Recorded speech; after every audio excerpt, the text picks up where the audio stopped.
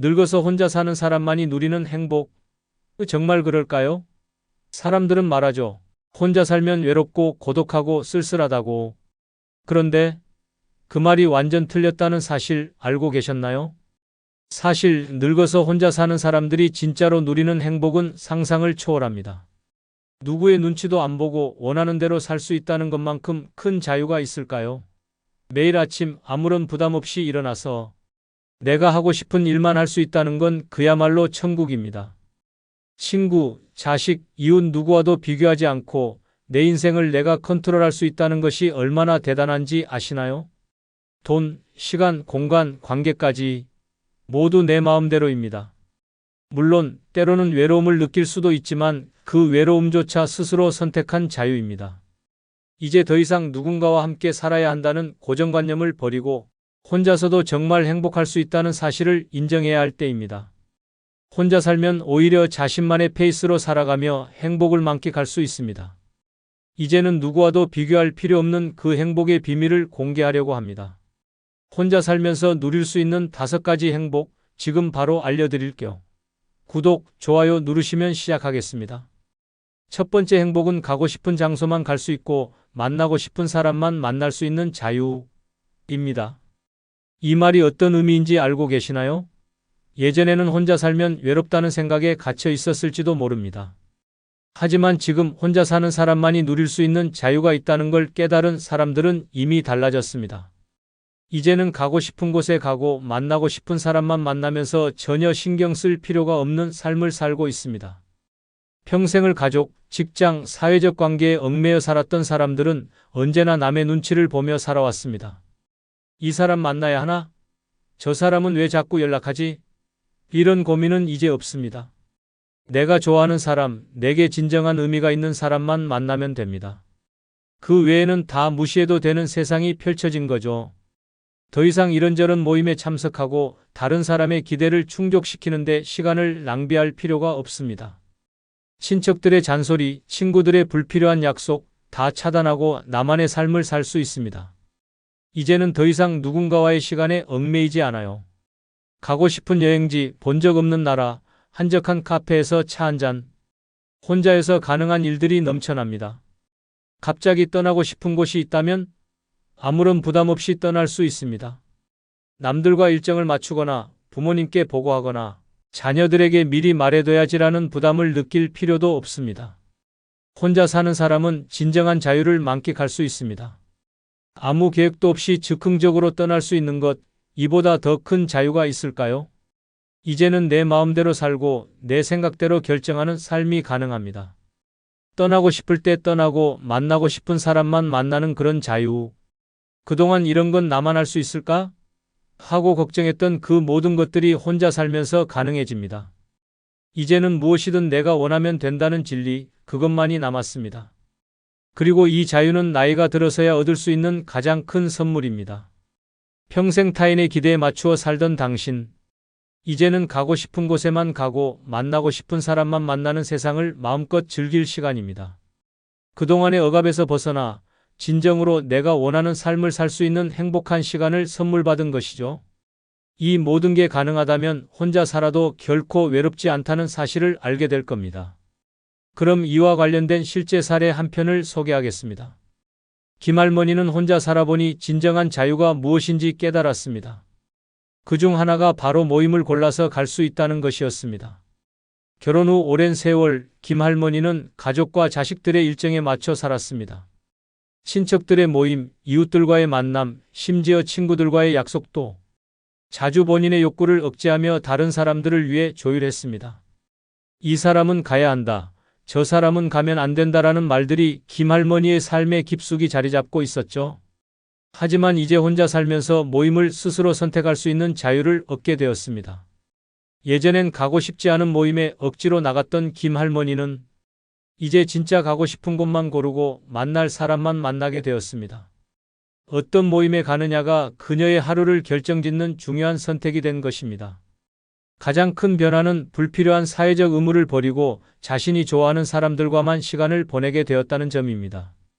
김할머니는 이제 기존의 친척 모임이나 억지로 가야만 했던 행사들을 피하고 자신이 진심으로 즐길 수 있는 취미 모임이나 친구들과의 만남을 우선시합니다.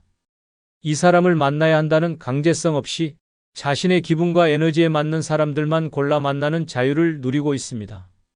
그리고 만나고 싶은 사람만 만나는 삶도 그녀에게는 큰 행복이었습니다.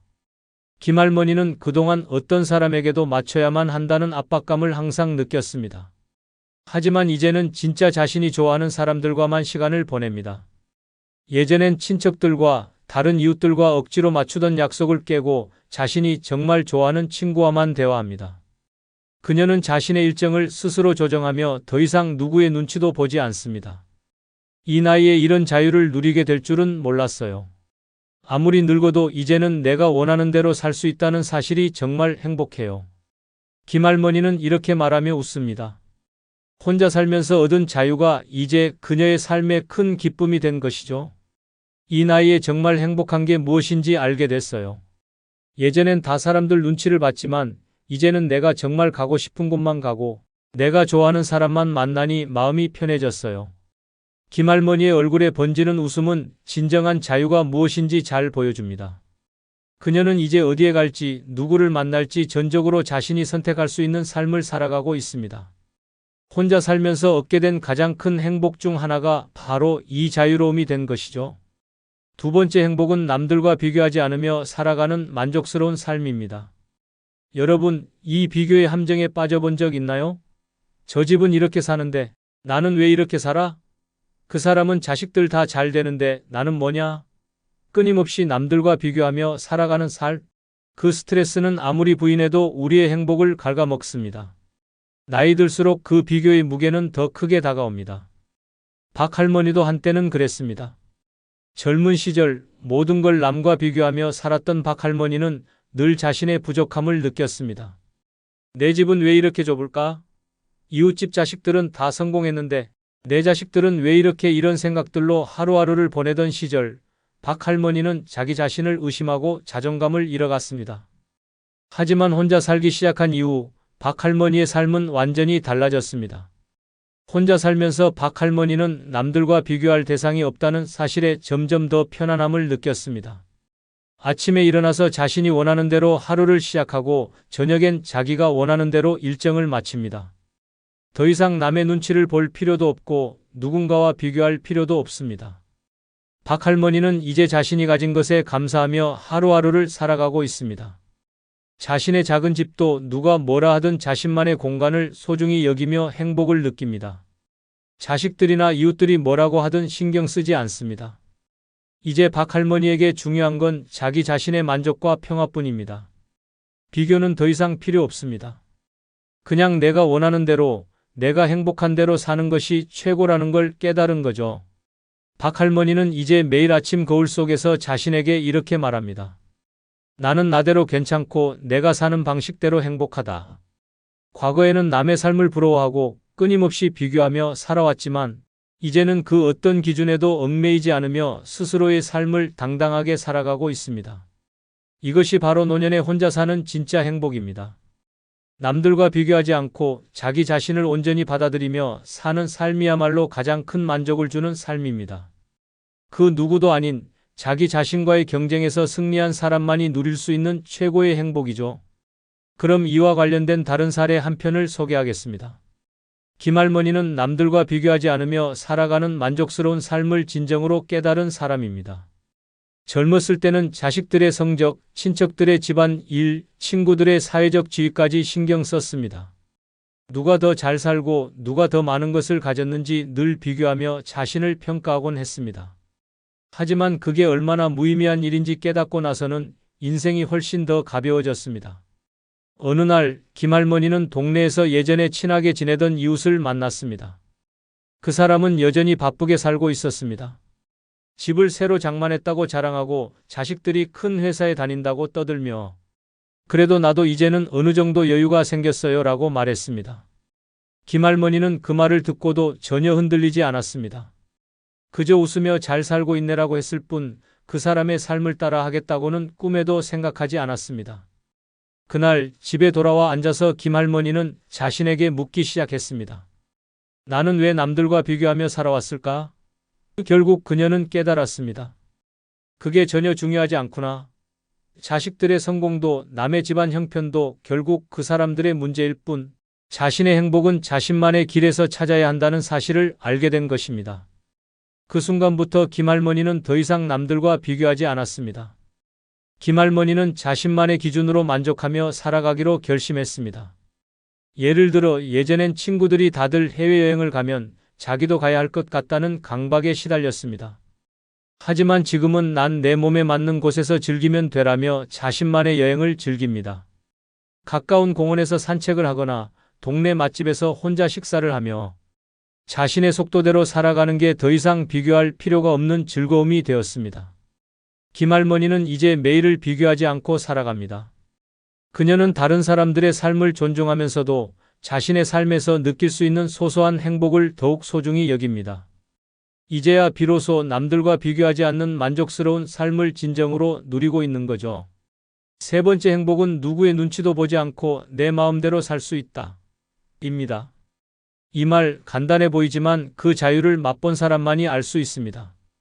그 자유는 그야말로 금 같은 가치입니다. 혼자 살면 정말 모든 것이 내 손 안에 있습니다. 오늘 먹고 싶은 거, 뭐든지, 하고 싶은 취미, 아무 시간에나 시작하면 됩니다. 왜?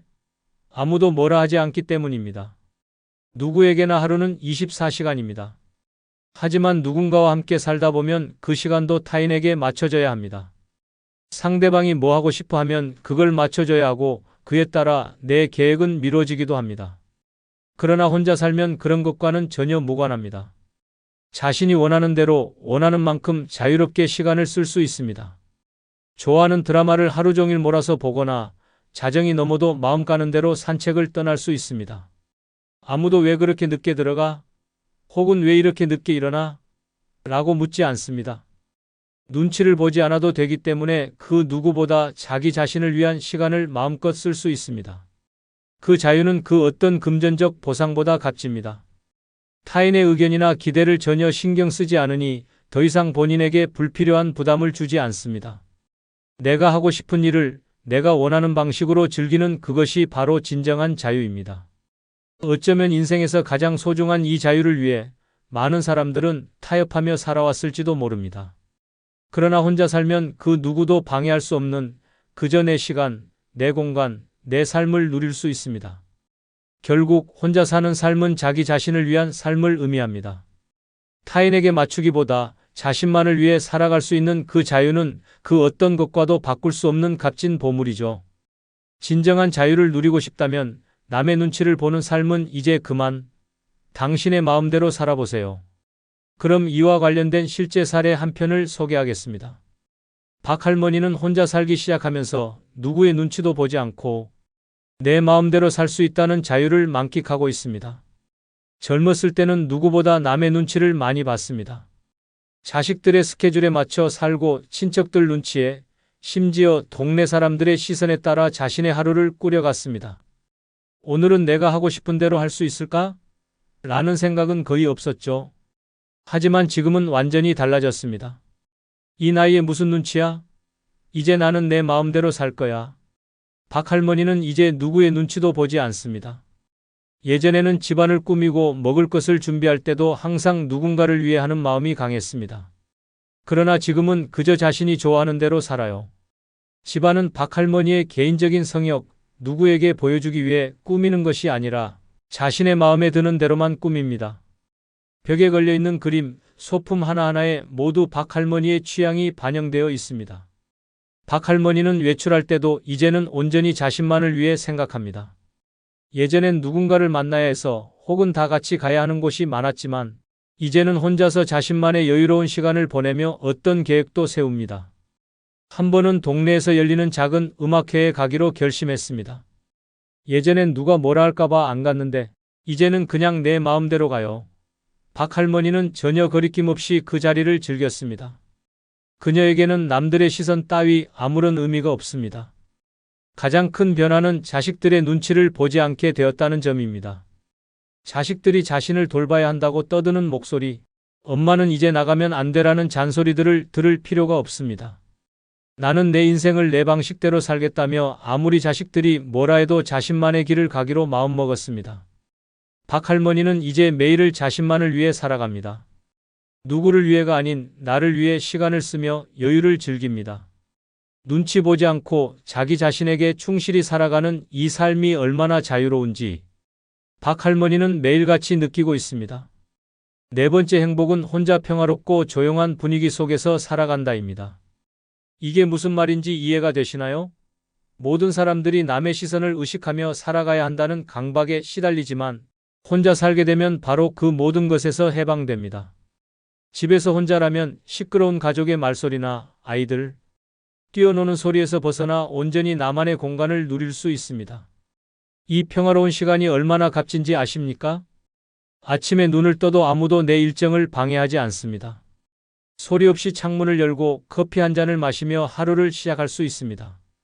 누구의 얼굴을 보고 미소 지을 필요도 없고 피곤한 표정을 감출 필요도 없습니다.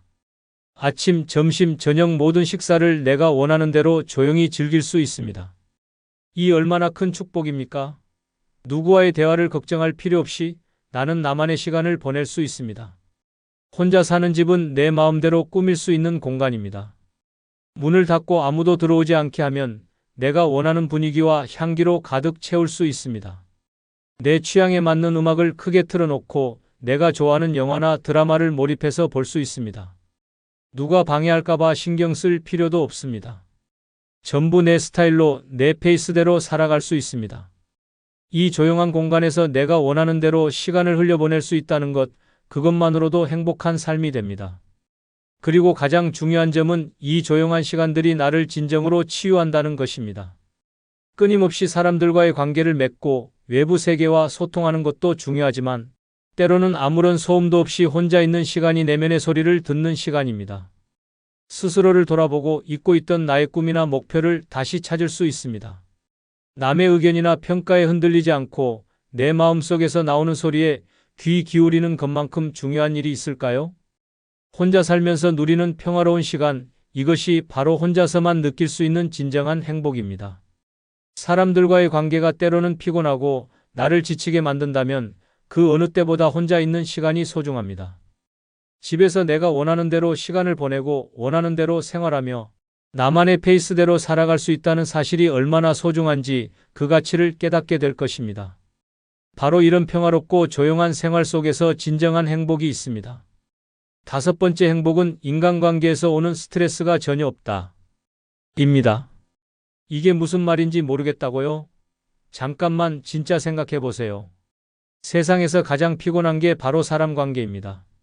누구는 왜 그렇게 말했냐고 시비 걸고 또 누구는 왜 나만 챙겨주지 않냐고 불만을 토로하고 누구는 또 자기 기분에 따라 당신에게 피해를 준다고 짜증을 낸다.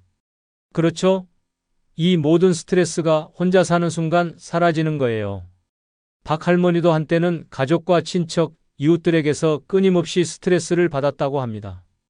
명절 때마다 왜 집에 안 가냐는 잔소리, 동네 마트에서 만나면 나오는 끝없는 비교와 불필요한 칭찬들 그 모든 것들이 박 할머니를 짜증나게 했죠. 하지만 지금은 모든 것이 달라졌습니다. 박 할머니는 이제 혼자서 살면서 완전한 자유를 느끼고 있습니다.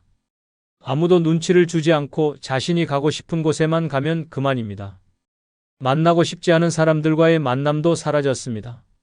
더 이상 인간관계에서 오는 피로와 스트레스는 존재하지 않죠.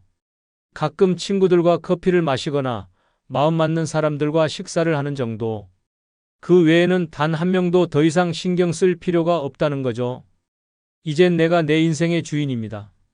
라고 말하는 박 할머니의 얼굴에는 평화롭고 여유로운 미소가 가득했습니다.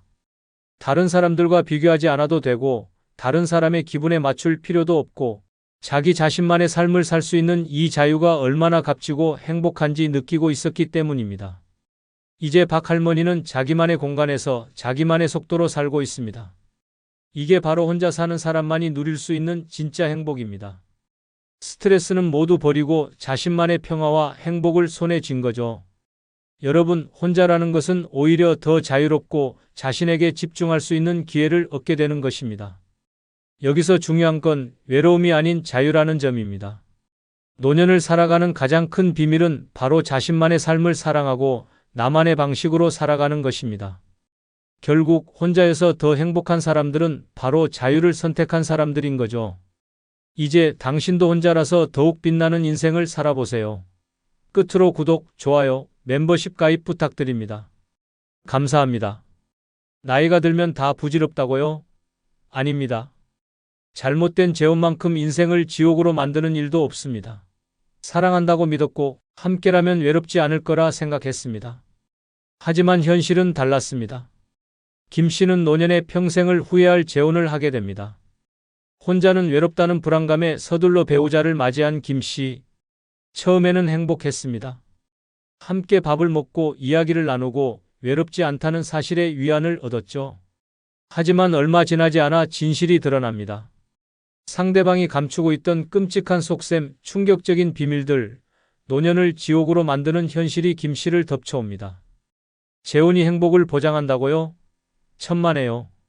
김 씨는 자신의 재혼이 배우자의 빚더미에 올라타는 것이라는 사실을 알게 됩니다. 재산을 빼앗기고 가족 간 갈등이 불거지고 병수발까지 떠맡는 현실. 이제는 돌이킬 수도 없습니다. 김 씨는 후회합니다. 그냥 혼자 사는 게 더 나았을걸. 하지만 이미 늦었습니다. 이제부터 시작입니다. 김 씨가 겪은 끔찍한 재혼의 현실 하나씩 파헤쳐 보겠습니다. 노년의 재혼을 꿈꾸는 사람이라면 이 이야기를 끝까지 보십시오. 잘못된 선택 하나가 남은 인생을 어떻게 망칠 수 있는지 똑똑히 알게 될 겁니다. 구독과 좋아요 누르시면 시작하겠습니다. 김 씨는 70세에 재혼을 결심했다. 평생 일만 하고 살아왔고 아내를 먼저 떠나보낸 뒤 외로움이 점점 커져갔다.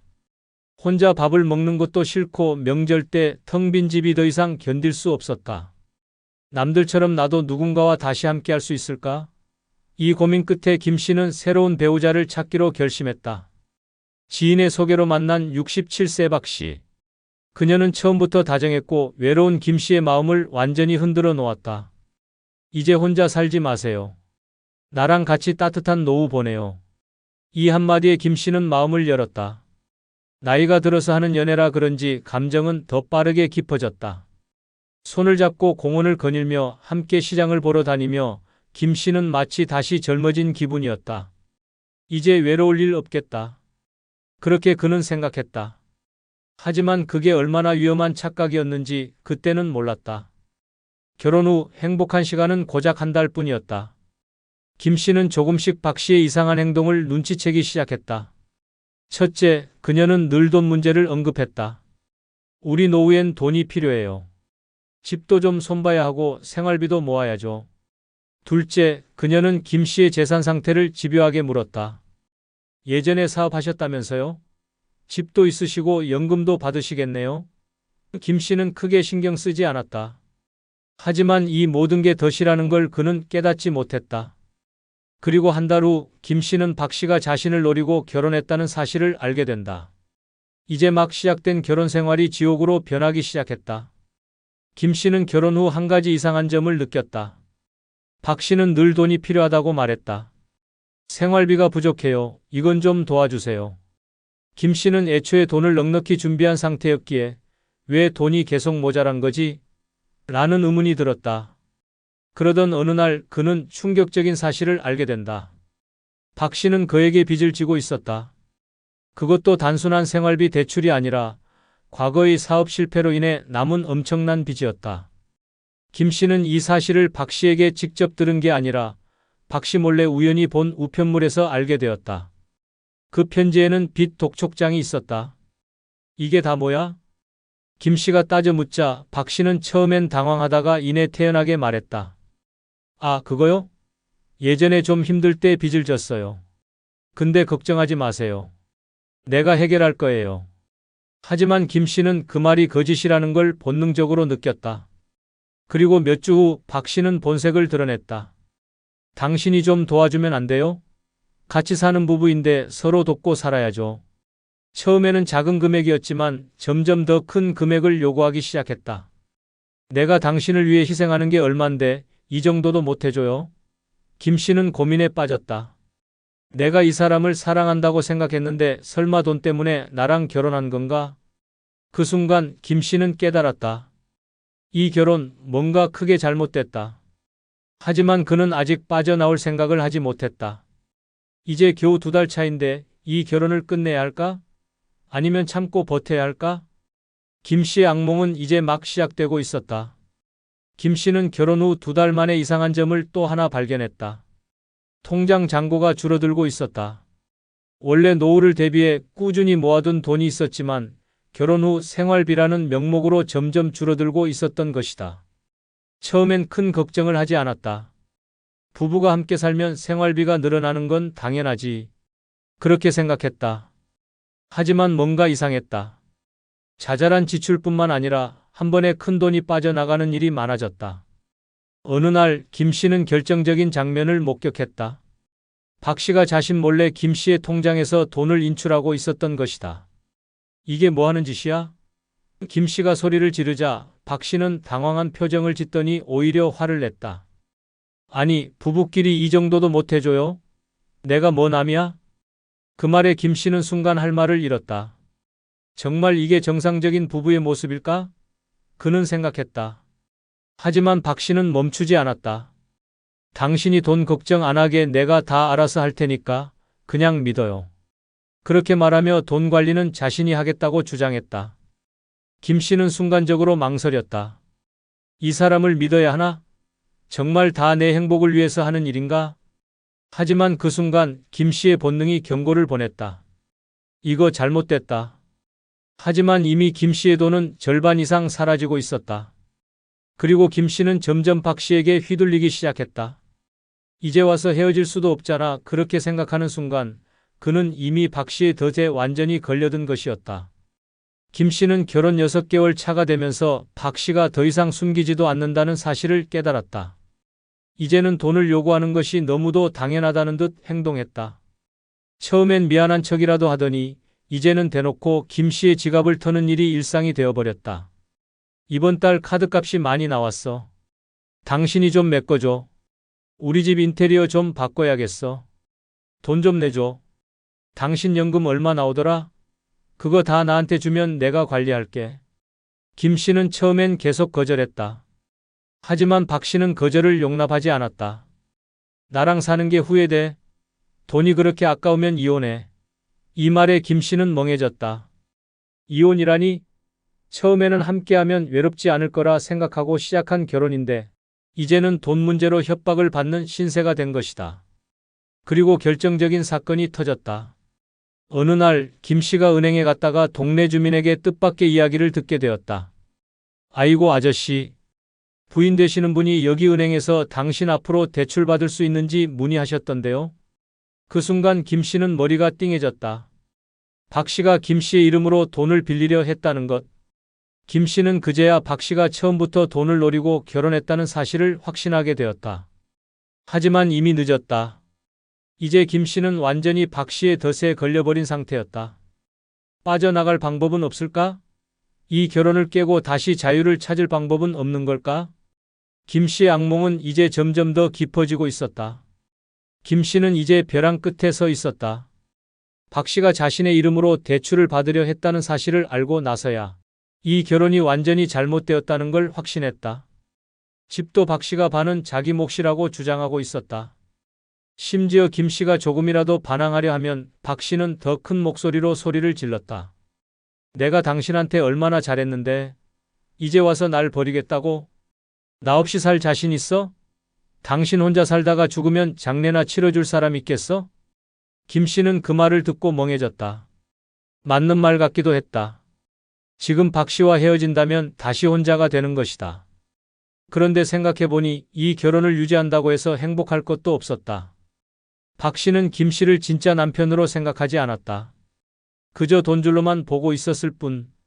김 씨는 점점 극단적인 생각을 하기 시작했다. 이대로 죽을 때까지 돈만 뜯기다가 끝나는 걸까? 그냥 내 모든 걸 포기해야 할까? 그런 고민이 머릿속을 가득 채웠다. 그러다 어느 날 결정적인 사건이 터졌다. 김 씨는 우연히 박 씨가 다른 사람과 통화하는 것을 듣게 되었다. 응, 돈은 거의 다 정리했어. 이제 저 인간이 남은 집까지 내주면 끝이야. 김 씨는 그 말을 듣고 피가 거꾸로 솟는 느낌이었다. 박 씨는 처음부터 이혼할 계획이었다. 모든 재산을 빼앗고 김 씨를 빈털터리로 만든 뒤 자신은 떠날 계획이었던 것이다. 그 순간 김 씨는 결심했다. 더 이상 이렇게 당하고만 있을 수 없다. 박 씨보다 한 수 먼저 움직여야 한다. 그리고 김 씨는 인생에서 가장 큰 결정을 내리게 된다. 김 씨는 박 씨에게 들키지 않도록 조용히 계획을 세웠다. 재산을 지키기 위해 남아있는 돈을 정리하고 법적인 도움을 받을 방법을 찾기 시작했다. 처음엔 너무 늦은 것 같았지만 김 씨는 포기하지 않았다. 첫 번째로 변호사를 찾아갔다. 김 씨는 지금까지의 모든 상황을 설명했고 변호사는 단호하게 말했다. 당장 재산을 보호해야 합니다. 그리고 상대방이 재산 분할을 주장하지 못하도록 서류 정리를 하셔야 해요. 김 씨는 변호사의 조언을 받아들여 자신의 남은 돈을 보호하는 법적 조치를 취했다.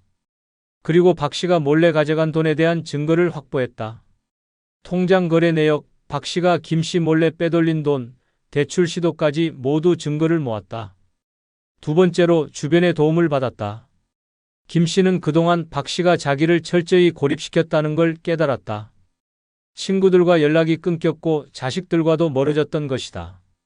하지만 김 씨는 용기를 내어 자식들에게 먼저 연락을 했다. 처음에는 이제 와서 무슨 일이냐는 반응이었지만 김 씨가 자신이 처한 상황을 솔직하게 이야기하자 자식들은 충격을 받았다. 아버지, 왜 이제야 말씀하셨어요? 당장 도와드릴게요. 김 씨는 그제야 눈물이 핑 돌았다. 그는 박 씨에게 세뇌당해서 자신이 버림받으면 정말로 혼자가 될 거라고 착각하고 있었다. 하지만 아니었다. 도움을 요청하면 손을 잡아줄 사람들이 있었다. 그리고 마지막으로 김 씨는 결정을 내렸다. 이혼이다. 박 씨가 먼저 자신을 버릴 계획을 세우고 있었다면 김 씨가 먼저 결단을 내려야 한다. 하지만 순순히 끝낼 수는 없다. 이제는 김 씨가 박 씨를 철저하게 궁지로 몰 차례다. 이제 마지막 전쟁이 시작된다. 김 씨는 이혼을 결심한 후 더 이상 주저하지 않았다. 그는 모든 계획을 차근차근 실행에 옮겼다. 박 씨가 눈치채기 전에 최대한 빠르게 법적인 절차를 밟아야 했다. 처음엔 긴장되었지만 김 씨는 이미 마음속으로 다 결단을 내렸다. 박 씨는 점점 더 자주 외출을 하기 시작했다. 그러면서도 김 씨에게는 여전히 자신감을 잃지 않는 태도로 말했다. 너 나 없으면 뭐 하겠어? 여태까지 내가 다 해준 거 아니야? 하지만 김 씨는 그 말이 더 이상 통하지 않는다는 걸 알았다. 그는 더 이상 박 씨의 협박에 휘둘리지 않기로 결심했다. 박 씨가 자주 외출하는 틈을 타 김 씨는 변호사와 함께 중요한 서류를 준비했다. 이제 그가 할 일은 박 씨가 돌아오면 바로 서류를 제출하고 법적으로 박 씨를 법정으로 끌고 가는 것이었다. 그날 박 씨가 집에 돌아오자 김 씨는 조용히 말했다. 이제 너와 나는 끝이야. 이미 변호사랑 모든 절차 다 밟았어. 박 씨는 놀란 눈으로 그를 쳐다보며 소리쳤다. 뭐라고? 내가 나를 어떻게 대하겠다는 거야? 하지만 김 씨는 그 순간 박 씨의 태도가 예전처럼 위협적이지 않다는 걸 깨달았다. 그는 더 이상 두려워하지 않았다. 그는 이제 오히려 박 씨가 불안해하는 걸 즐기고 있었다. 박 씨는 격분하며 집을 나가려 했지만 그가 문을 열자마자 김 씨는 법원에서 보게 될 것이라고 마지막 말을 던졌다. 너 그동안 내가 얼마나 참았는지 모르겠지? 이제 다 끝이다. 그 말을 끝으로 김 씨는 자신이 얼마나 강해졌는지를 실감했다. 박 씨는 격분하며 집을 나가려 했지만 그가 문을 열자마자 김 씨는 마지막으로 법원에서 만날 것이라고 말했다. 너 그동안 내가 얼마나 참았는지 모르겠지? 이제 다 끝이다. 김 씨는 그 말을 던지며 박 씨가 집을 떠난 직후 즉시 이혼 소송을 제기했다. 그동안 박 씨의 불법적인 재산 은닉과 감정적 학대에 대해 철저히 준비해 왔다. 김 씨의 자식들은 사건을 진행하는 데 중요한 역할을 했다. 큰 아들이 친구가 유명한 변호사였고 그의 헌신적인 도움으로 법적 대응을 강하게 준비할 수 있었다. 이 변호사는 박 씨의 재산을 은닉한 사실을 밝혀내는데 중요한 증거들을 수집했으며 김 씨가 피해를 입은 부분을 법적으로 입증하는 데 큰 역할을 했다. 김 씨는 박 씨가 부부 공동재산을 몰래 빼돌린 사실을 입증하기 위해 은행 기록과 관련 증인들을 확보했다. 변호사는 박 씨의 금융거래 내역을 파헤쳐 그가 부당하게 돈을 빼돌린 정황을 정확하게 밝혀냈다. 이 증거들은 김 씨에게 유리한 판결을 이끌어내는 데 결정적이었다. 법원에서의 판결은 김 씨에게 승리를 안겨줬다. 법원은 박 씨가 몰래 빼돌린 재산을 김 씨에게 돌려주도록 명령했다. 박 씨는 자신이 숨긴 돈을 모두 김 씨에게 반환해야만 했고, 자식들이 제공한 증거와 법적 지원 덕분에 김 씨는 법적으로도 완전한 승리를 거두었다. 김 씨는 법원에서 이혼을 승리로 이끈 후 자신이 겪었던 모든 고통과 모욕을 마침내 끝내고 새로운 삶을 시작할 수 있었다. 자식들의 지원 덕분에 경제적으로도 완전히 자유로워졌고, 박 씨의 부정적인 행동에 대한 법적 책임도 확실히 묻게 되었다. 이제 김 씨는 자신의 미래를 당당히 향해 나아갈 수 있었다. 이혼 후 김 씨는 자신이 정말로 혼자가 되어도 괜찮다는 것을 알게 되었다. 그는 박 씨가 떠난 후 혼자서도 충분히 살아갈 수 있다는 자신감을 얻었다. 처음에는 빈집이 어색하고 쓸쓸했지만 점차 김 씨는 혼자의 생활이 얼마나 자유로운지 평화로운지를 깨달았다. 김 씨는 새로운 삶을 시작하기로 결심했다. 예전에는 박 씨와 함께 있을 때는 생각할 수 없었던 작은 것들, 오래된 친구들, 외출을 가고 싶은 곳, 평소에는 가지 못했던 취미들을 하나씩 찾아 나섰다. 그는 운동을 시작했고 매일 아침 동네 공원에서 산책을 했다. 처음엔 힘들었지만 몸과 마음이 점차 건강해지는 걸 느낄 수 있었다. 김 씨는 여유가 생기면서 자기 자신에게 투자할 시간이 많아졌다는 것을 실감했다. 김 씨는 친구들에게도 연락을 해보았다. 그동안 박 씨에게 차단당했던 모든 연락을 다시 시작하면서 잃어버렸던 사람들과의 관계를 회복했다. 그는 점차 사람들과 함께하는 시간을 즐겼고 그들로부터 지지를 받으면서 더 이상 혼자가 아니란 사실의 안도감을 느꼈다. 김 씨의 인생은 이제 완전히 달라졌다. 그는 더 이상 박 씨의 그늘에서 살아가고 있지 않았다. 오히려 그녀가 떠난 후 더 행복하고 자유로운 삶을 살아가고 있었다. 김 씨는 자신이 과거의 삶에서 얼마나 많은 것들을 놓쳤는지를 깨닫고 이제는 그 모든 것을 되찾기 위해 노력했다. 김 씨는 마지막으로 자신에게 이렇게 말했다. 이제부터는 내가 주인공인 삶을 살아야겠다. 아무도 나를 억제할 수 없다. 이제 김 씨는 진정한 자유와 행복을 만끽하며 살아간다. 65세 박 씨는 아내를 먼저 떠나보낸 후 10년 넘게 혼자 살아왔다. 처음에는 자유로운 혼자만의 생활이 편했지만 시간이 지날수록 외로움이 커졌다. 평생 같이 했던 사람 없이 늙어가는 게 이렇게 쓸쓸한 일이었나? 집안은 조용했고 밥을 차려 먹어도 대화할 사람이 없었다. 그러던 어느 날 지인의 소개로 62세 김 씨를 만났다. 비슷한 연배에 혼자 된 지 오래되었고 따뜻한 성격을 가진 사람이었다.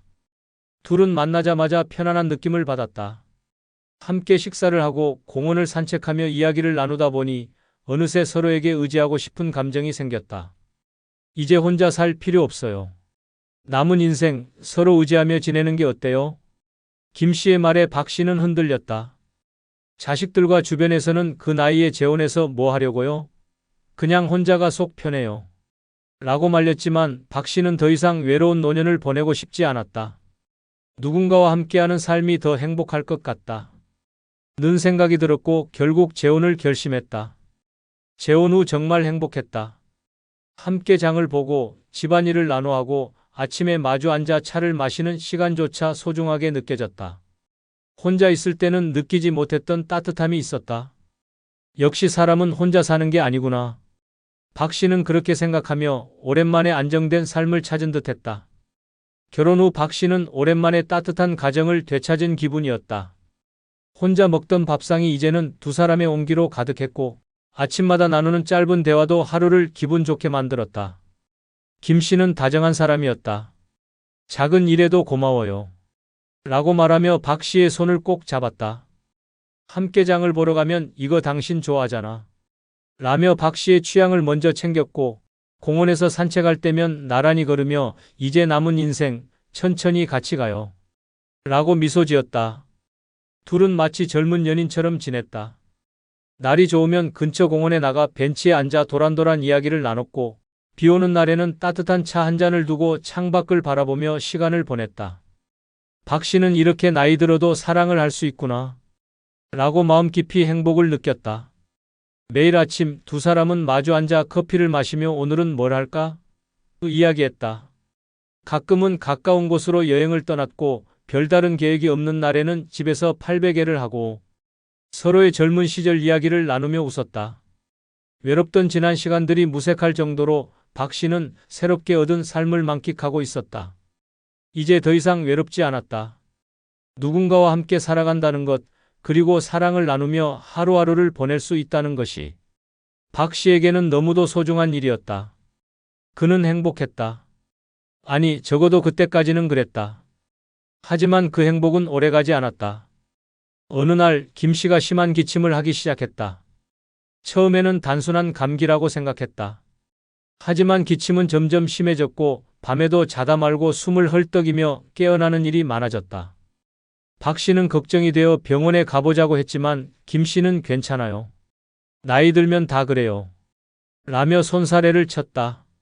하지만 얼마 후 피를 토하면서 쓰러지고 말았다. 급히 병원으로 달려간 박 씨는 불안한 마음으로 검사 결과를 기다렸다. 그리고 의사의 입에서 나온 한마디가 박 씨의 모든 기대를 무너뜨렸다. 말기 폐암입니다. 이미 많이 진행된 상태입니다. 박 씨는 순간 귀를 의심했다. 뭐라고요? 말기라고요? 김 씨는 당황한 기색 없이 고개를 숙이고 있었다. 그때 박 씨는 이상한 기분이 들었다. 그리고 불길한 예감이 맞아떨어졌다. 김 씨는 이미 자신이 병에 걸렸다는 사실을 알고 있었다. 병원에서 나오는 길, 박 씨는 멍한 표정으로 김 씨를 바라봤다. 이걸 알면서도 나와 결혼한 겁니까? 김 씨는 한숨을 쉬며 입을 열었다. 혼자가 너무 싫었어요. 그리고 아문 줄은 몰랐어요. 그제야 모든 것이 이해됐다. 재혼을 서두르던 이유, 건강검진을 피하던 태도, 잦은 기침까지. 박 씨는 숨이 막혀왔다. 자신이 지금까지 쌓아온 새로운 행복이 속임수 위에 세워진 모래성이었다는 사실이 충격적이었다. 하지만 이미 늦었다. 결혼 서류는 접수되었고 그는 이제 환자의 남편이었다. 병수발과 끝없는 경제적 부담, 그리고 무너지는 정신까지 박 씨의 인생은 그날부터 지옥으로 변하기 시작했다. 병원에서 돌아온 날, 박 씨는 밤새 잠을 이루지 못했다. 이제 어떻게 해야 하지? 머릿속이 복잡했다. 사랑하는 사람과 남은 시간을 함께하고 싶었지만 그가 말기암이라는 사실을 알았을 때의 충격은 너무 컸다. 결혼 전에 말이라도 해줬다면 적어도 준비는 했을 텐데. 하지만 이제 돌이킬 수 없었다. 그는 이미 이 결혼에 덫에 걸려 있었다. 김 씨의 상태는 빠르게 악화됐다. 처음에는 기침 정도였지만 며칠이 지나면서 음식을 제대로 삼키지 못하고 몸을 제대로 가누지 못하는 상황이 되었다. 병원에 다시 가자 의사는 말했다. 지금부터는 간병이 필수입니다. 환자가 스스로 움직일 수 없기 때문에 보호자가 24시간 곁에 있어야 합니다. 그 말이 끝나자마자 박 씨는 자신의 인생이 송두리째 무너지고 있다는 사실을 깨달았다. 하지만 운명이라고 생각했다. 잠시나마 내게 행복을 준 김 씨를 매몰차게 외면하기가 어려웠다. 하루 종일 병원에서 김 씨를 돌봤다. 침대에서 일으켜 세우고 식사를 떠먹이고 약을 챙겼다. 밤에도 몇 번씩 일어나 김 씨를 화장실에 데려가야 했고 기침이 심해질 때마다 등을 두드려주며 잠 한숨 제대로 자지 못하는 날이 계속됐다. 병수발이 시작된 지 한 달 만에 박 씨는 이미 탈진 상태가 되었다. 몸은 천근만근 무겁고 허리는 아프고 손목에는 파스가 떨어질 날이 없었다. 이게 내가 꿈꾸던 노년이었나? 스스로에게 묻고 또 물었다. 하지만 가장 큰 문제는 따로 있었다. 병원비였다. 김 씨는 이미 항암 치료를 받을 수 없는 상태였지만 통증을 줄이기 위해 지속적인 치료와 약물이 필요했다. 처음에는 어떻게든 감당해보자고 생각했다. 하지만 병원비는 상상을 초월했다. 검사비, 약값, 입원비까지 매달 수백만 원이 나갔다. 박 씨는 은퇴 후 모아둔 돈으로 버텨보려 했지만 통장은 급속도로 비어갔다. 결국 그는 자식들에게 전화를 걸었다. 얘들아, 아빠가 좀 힘든 상황이야. 병원비가 너무 많이 나가는데 조금이라도 도와줄 수 있겠니? 하지만 돌아온 대답은 차가웠다. 아빠, 우리가 뭐라고 했어요? 이럴 줄 몰랐어요? 처음부터 반대했잖아요. 이제 와서 우리한테 기대면 어떡해요? 박 씨는 그제야 깨달았다. 나는 이제 완전히 혼자가 되었구나. 재혼을 결심한 순간 그는 자식들과의 관계를 희생했다. 그리고 이제 병수발과 끝없는 경제적 부담 속에서 혼자 버텨야만 했다. 그렇게 그가 꿈꾸던 따뜻한 노후는 완전히 산산조각이 났다. 그를 기다리고 있는 것은 오직 끝없는 희생과 바닥을 향해 추락하는 삶뿐이었다. 박 씨는 매일 똑같은 하루를 반복하고 있었다. 병원비는 끝없이 불어나고 있었다. 남은 돈을 보며 그는 스스로에게 되물었다. 내가 왜 이 지경까지 왔을까? 더 이상 버틸 수 없었던 박 씨는 결국 자식들에게 다시 연락했다. 아빠 정말 힘들다. 딱 한 번만이라도 와서 좀 도와줄 수 없겠니? 하지만 돌아오는 대답은 냉정했다. 아빠, 우린 처음부터 말렸어요. 이제 와서 우린 손 못 대요. 그 선택 아빠가 한 거잖아요. 감당하셔야죠. 박 씨는 자식들과 완전히 단절되었다는 사실을 인정해야 했다. 이제는 누구에게도 기대지 못한 채 스스로 이 모든 걸 감당해야만 했다. 그때부터 그는 절망 속에서 살아가기 시작했다. 체력은 한계에 다다랐고 경제적으로도 더 이상 버틸 수 없는 상황이었다. 김 씨는 점점 상태가 나빠져 스스로 움직이는 것조차 힘들어졌다. 이제는 기저귀를 갈아주고 씻기고 하루 종일 눕혀두지 않기 위해 자세를 바꿔주는 일까지 해야 했다. 그는 이제 병수발이 아니라 끝없는 희생 속에서 몸과 정신이 무너져 내리고 있었다. 어느 날 거울을 보던 박 씨는 깜짝 놀랐다. 거기엔 자신이 알던 모습이 아니었다. 눈에는 생기가 없고 얼굴은 퀭하게 꺼져 있었다. 손목은 뼈만 남았고 걸음걸이조차 불안정했다. 그는 문득 깨달았다. 이러다 내가 먼저 쓰러지겠구나. 하지만 도망칠 곳도 기댈 곳도 없었다. 자신이 만든 이 감옥에서 벗어날 방법이 없었다. 그는 남은 노후를 이렇게 병든 배우자를 위해 바쳐야만 했다. 이게 내가 원했던 노년이었을까? 박 씨는 침대에서 자고 있는 김 씨를 바라보며 처음으로 이 결혼이 완전히 잘못된 선택이었다는 사실을 인정했다. 하지만 이미 너무 늦어버렸다. 그리고 언제부터인지 김 씨의 태도도 변하기 시작했다. 내가 이렇게 힘든데 당신은 뭐라도 더 해줘야 하는 거 아니야? 이제 와서 힘들다고? 나한테 이러면 안 되지. 박 씨는 할 말을 잃었다. 처음에는 고맙다, 미안하다. 던 사람이 이제는 그의 희생을 당연하게 여기고 오히려 더 많은 것을 요구하고 있었다. 내가 이 사람을 돌보는 게 아니라 내 인생이 이 사람에게 삼켜지고 있구나. 박 씨는 점점 감당할 수 없는 상황에 처하자 김 씨의 유일한 아들에게 도움을 요청하기로 결심했다. 처음부터 연락을 하지 않았던 이유는 간단했다. 김 씨는 재혼 전에 박 씨에게 말했었다. 내 아들은 바빠요. 신경 쓰지 않는 게 좋아요. 하지만 지금은 너무 급박한 상황이었다. 아무리 바쁘다 해도 친어머니가 말기암으로 투병하고 있다면 최소한 얼굴이라도 한번 비추지 않을까? 그런 희망을 안고 박 씨는 어렵게 연락을 했다. 자네 어머니 상태가 많이 안 좋아. 내가 혼자 돌보는 게 한계야. 잠깐이라도 와줄 수 있겠나? 하지만 돌아온 대답은 너무나 차가웠다. 제가 뭘 할 수 있겠어요? 전 병수발 같은 거 할 자신 없어요. 그리고 돈도 없고요. 솔직히 우리 사이에 정이 있는 것도 아니고 어차피 결혼하면서 아저씨가 책임지기로 한 거잖아요. 박 씨는 말문이 막혔다. 어머니가 지금 죽어가고 있는데 단 한 번도 병문안을 오지 않겠다는 말이었다. 자네 어머니야. 어떻게 이럴 수가 있어? 하지만 상대는 덤덤했다. 솔직히 어머니가 결혼할 때도 저한테 의견 묻지 않았잖아요. 전 그냥 제 삶 살고 싶어요. 그제야 박 씨는 깨달았다. 김 씨의 자식은 처음부터 아무 관심이 없었다. 그리고 이 모든 병수발과 희생은 고스란히 자신의 몫이 되었다. 박 씨는 깊이 생각한 끝에 결국 결심을 했다. 이제는 끝을 내야 한다. 그는 김 씨에게 조심스럽게 말했다. 이제 나도 더 이상 감당할 수 없어. 병원에서 남은 치료를 받는 게 어떻겠어? 하지만 김 씨는 격하게 반응했다. 당신이 나를 버리겠다는 거야?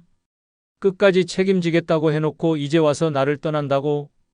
박 씨는 그제야 깨달았다. 이 사람은 처음부터 내 희생을 당연하게 생각했던 거구나. 그날 밤 그는 깊은 고민 끝에 이혼을 결심했다. 처음부터 반대했던 자식들에게 어렵게 연락을 했다. 아빠, 결국 이렇게 될 줄 알았어요. 지금이라도 늦지 않았으니까 빨리 정리하세요. 자식들은 이혼 소송을 도와줄 변호사까지 직접 찾아주었다. 그리고 몇 개월 후 법원에서 이혼이 성사되었다. 박 씨는 마침내 그 감옥에서 벗어났다. 하지만 잃은 것은 너무 많았다. 건강, 돈, 자식들과의 신뢰, 그리고 노년의 평온. 그는 다시 혼자가 되었지만 이제는 과거의 자신이 아니었다. 그는 병든 몸과 빈 지갑을 가진 채 노후를 다시 시작해야만 했다.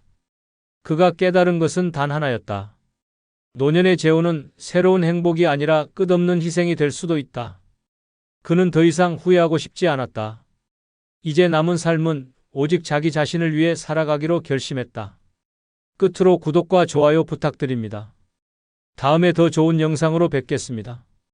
여러분들이 후회 없는 인생을 살고 싶다면 지금부터 정신을 바짝 차리셔야 합니다.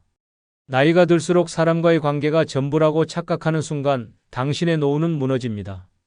가까운 친구라고, 오랜 지인이라고, 그래서 더 위험합니다. 그들의 부탁을 쉽게 들어주고 도움을 주다 보면 결국 피해를 보는 건 당신뿐입니다. 처음에는 이 사람은 믿을만해라고 생각하며 베풀지만 결국 관계는 깨지고 돈은 돌아오지 않고 이용만 당한 채 버려지는 일이 우리 주변에 허다합니다. 특히 65세 이후에는 아무리 친한 친구나 지인이라도 절대 베풀면 안 되는 것들이 있습니다. 그 나이에 베풀다가 망가지면 회복이 불가능하고 만약 금전적인 피해가 있다면 그 피해는 자식까지 영향을 미치기 때문입니다. 이제부터 절대 베풀어서는 안 되는 이 5가지를 알려드리겠습니다. 구독, 좋아요 누르면 시작하겠습니다. 첫 번째는 남의 감정 쓰레기통이 되는 것입니다. 어떤 사람들은 늘 불평불만을 달고 삽니다. 사는 게 힘들어. 아무도 날 이해해주지 않아. 운이 지독히도 없네. 이런 말들을 습관처럼 쏟아내며 주변 사람들에게 감정을 떠넘깁니다. 처음에는 안쓰러운 마음에 위로해주고 조용히 들어줍니다. 하지만 이것이 한두 번이 아닙니다. 상대방은 점점 더 깊숙이 자신의 감정을 털어놓고 결국 당신을 감정 쓰레기통처럼 취급하기 시작합니다. 시간이 지나면서 패턴은 반복됩니다. 전화가 오면 1시간 넘게 하소연만 듣고 만나면 온갖 부정적인 이야기들만 가득합니다.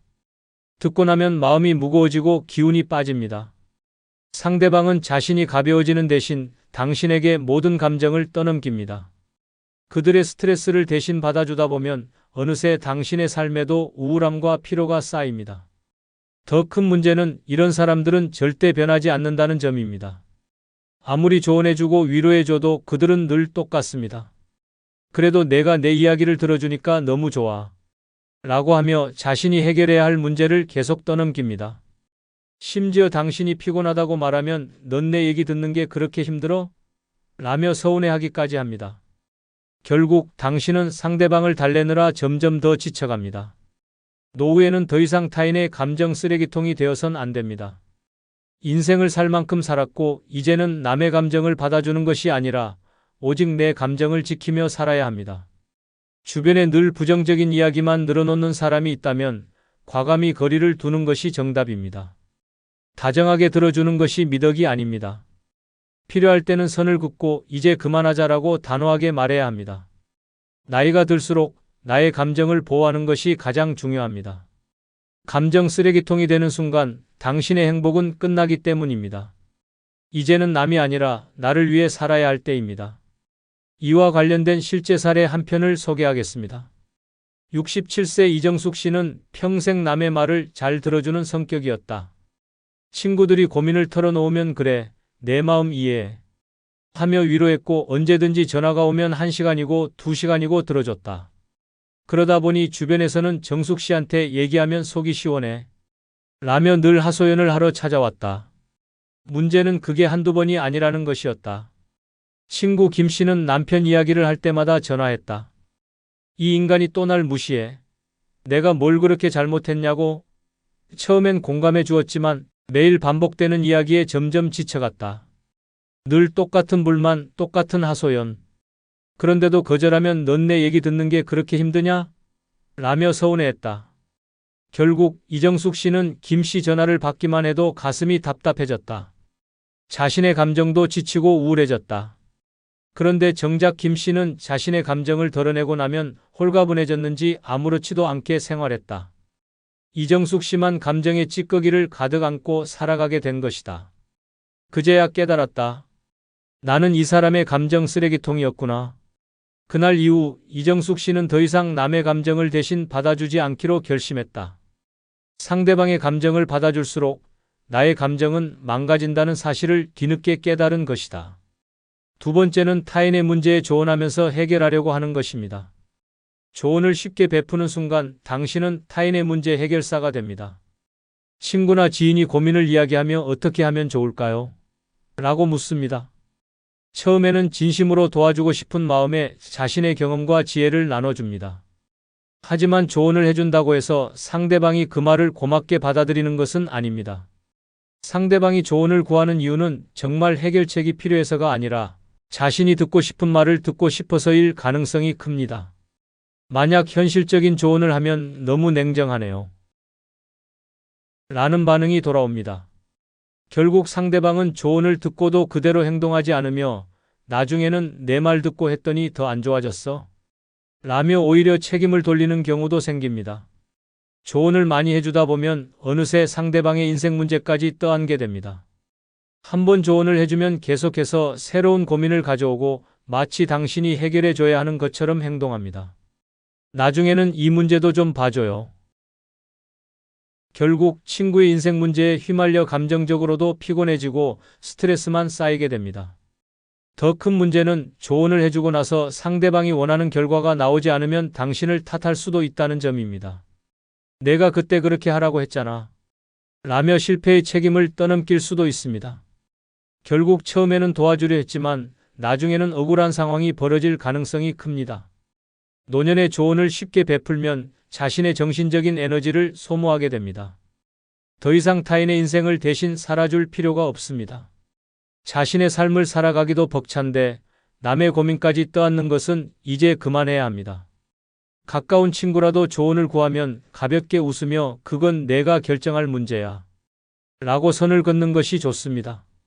타인의 인생에 개입하는 순간 당신의 평온한 노후는 사라집니다. 누구도 대신 살아줄 수 없듯이 조언도 함부로 베풀어서는 안 됩니다. 이제는 남이 아니라 나 자신을 위해 지혜를 써야 할 때입니다. 이와 관련된 실제 사례 한 편을 소개하겠습니다. 68세 김 씨는 주변에서 형님이 경험 많으시니까 한마디만 해줘요. 라는 말을 들을 때마다 기분이 좋았다. 오랜 친구들에게 조언을 해주는 것이 당연했고 나이 들수록 그래도 내가 살아온 세월이 있으니 라는 생각에 더욱 적극적으로 의견을 내놓았다. 어느 날 친구 박 씨가 고민을 털어놨다. 우리 아들이 가게를 차리려 하는데 요즘 장사가 될까? 김 씨는 고민 없이 말했다. 무조건 해봐야지. 요즘은 소자본 창업이 대세야. 박 씨는 김 씨의 말을 믿고 아들에게 적극적으로 권했다. 하지만 몇 달 후 박 씨는 망했어. 대출까지 받아서 시작했는데 적자가 쌓이고 있어.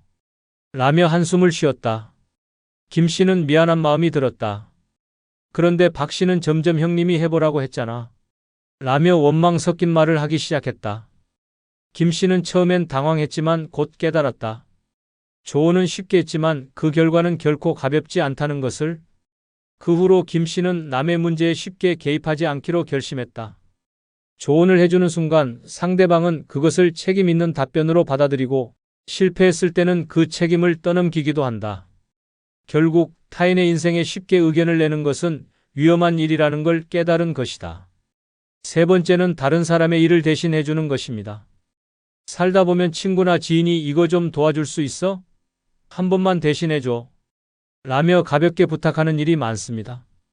처음에는 별거 아닌 것 같아 도와주지만 그 순간부터 당신은 누군가의 무료 노동자로 전락할 가능성이 큽니다.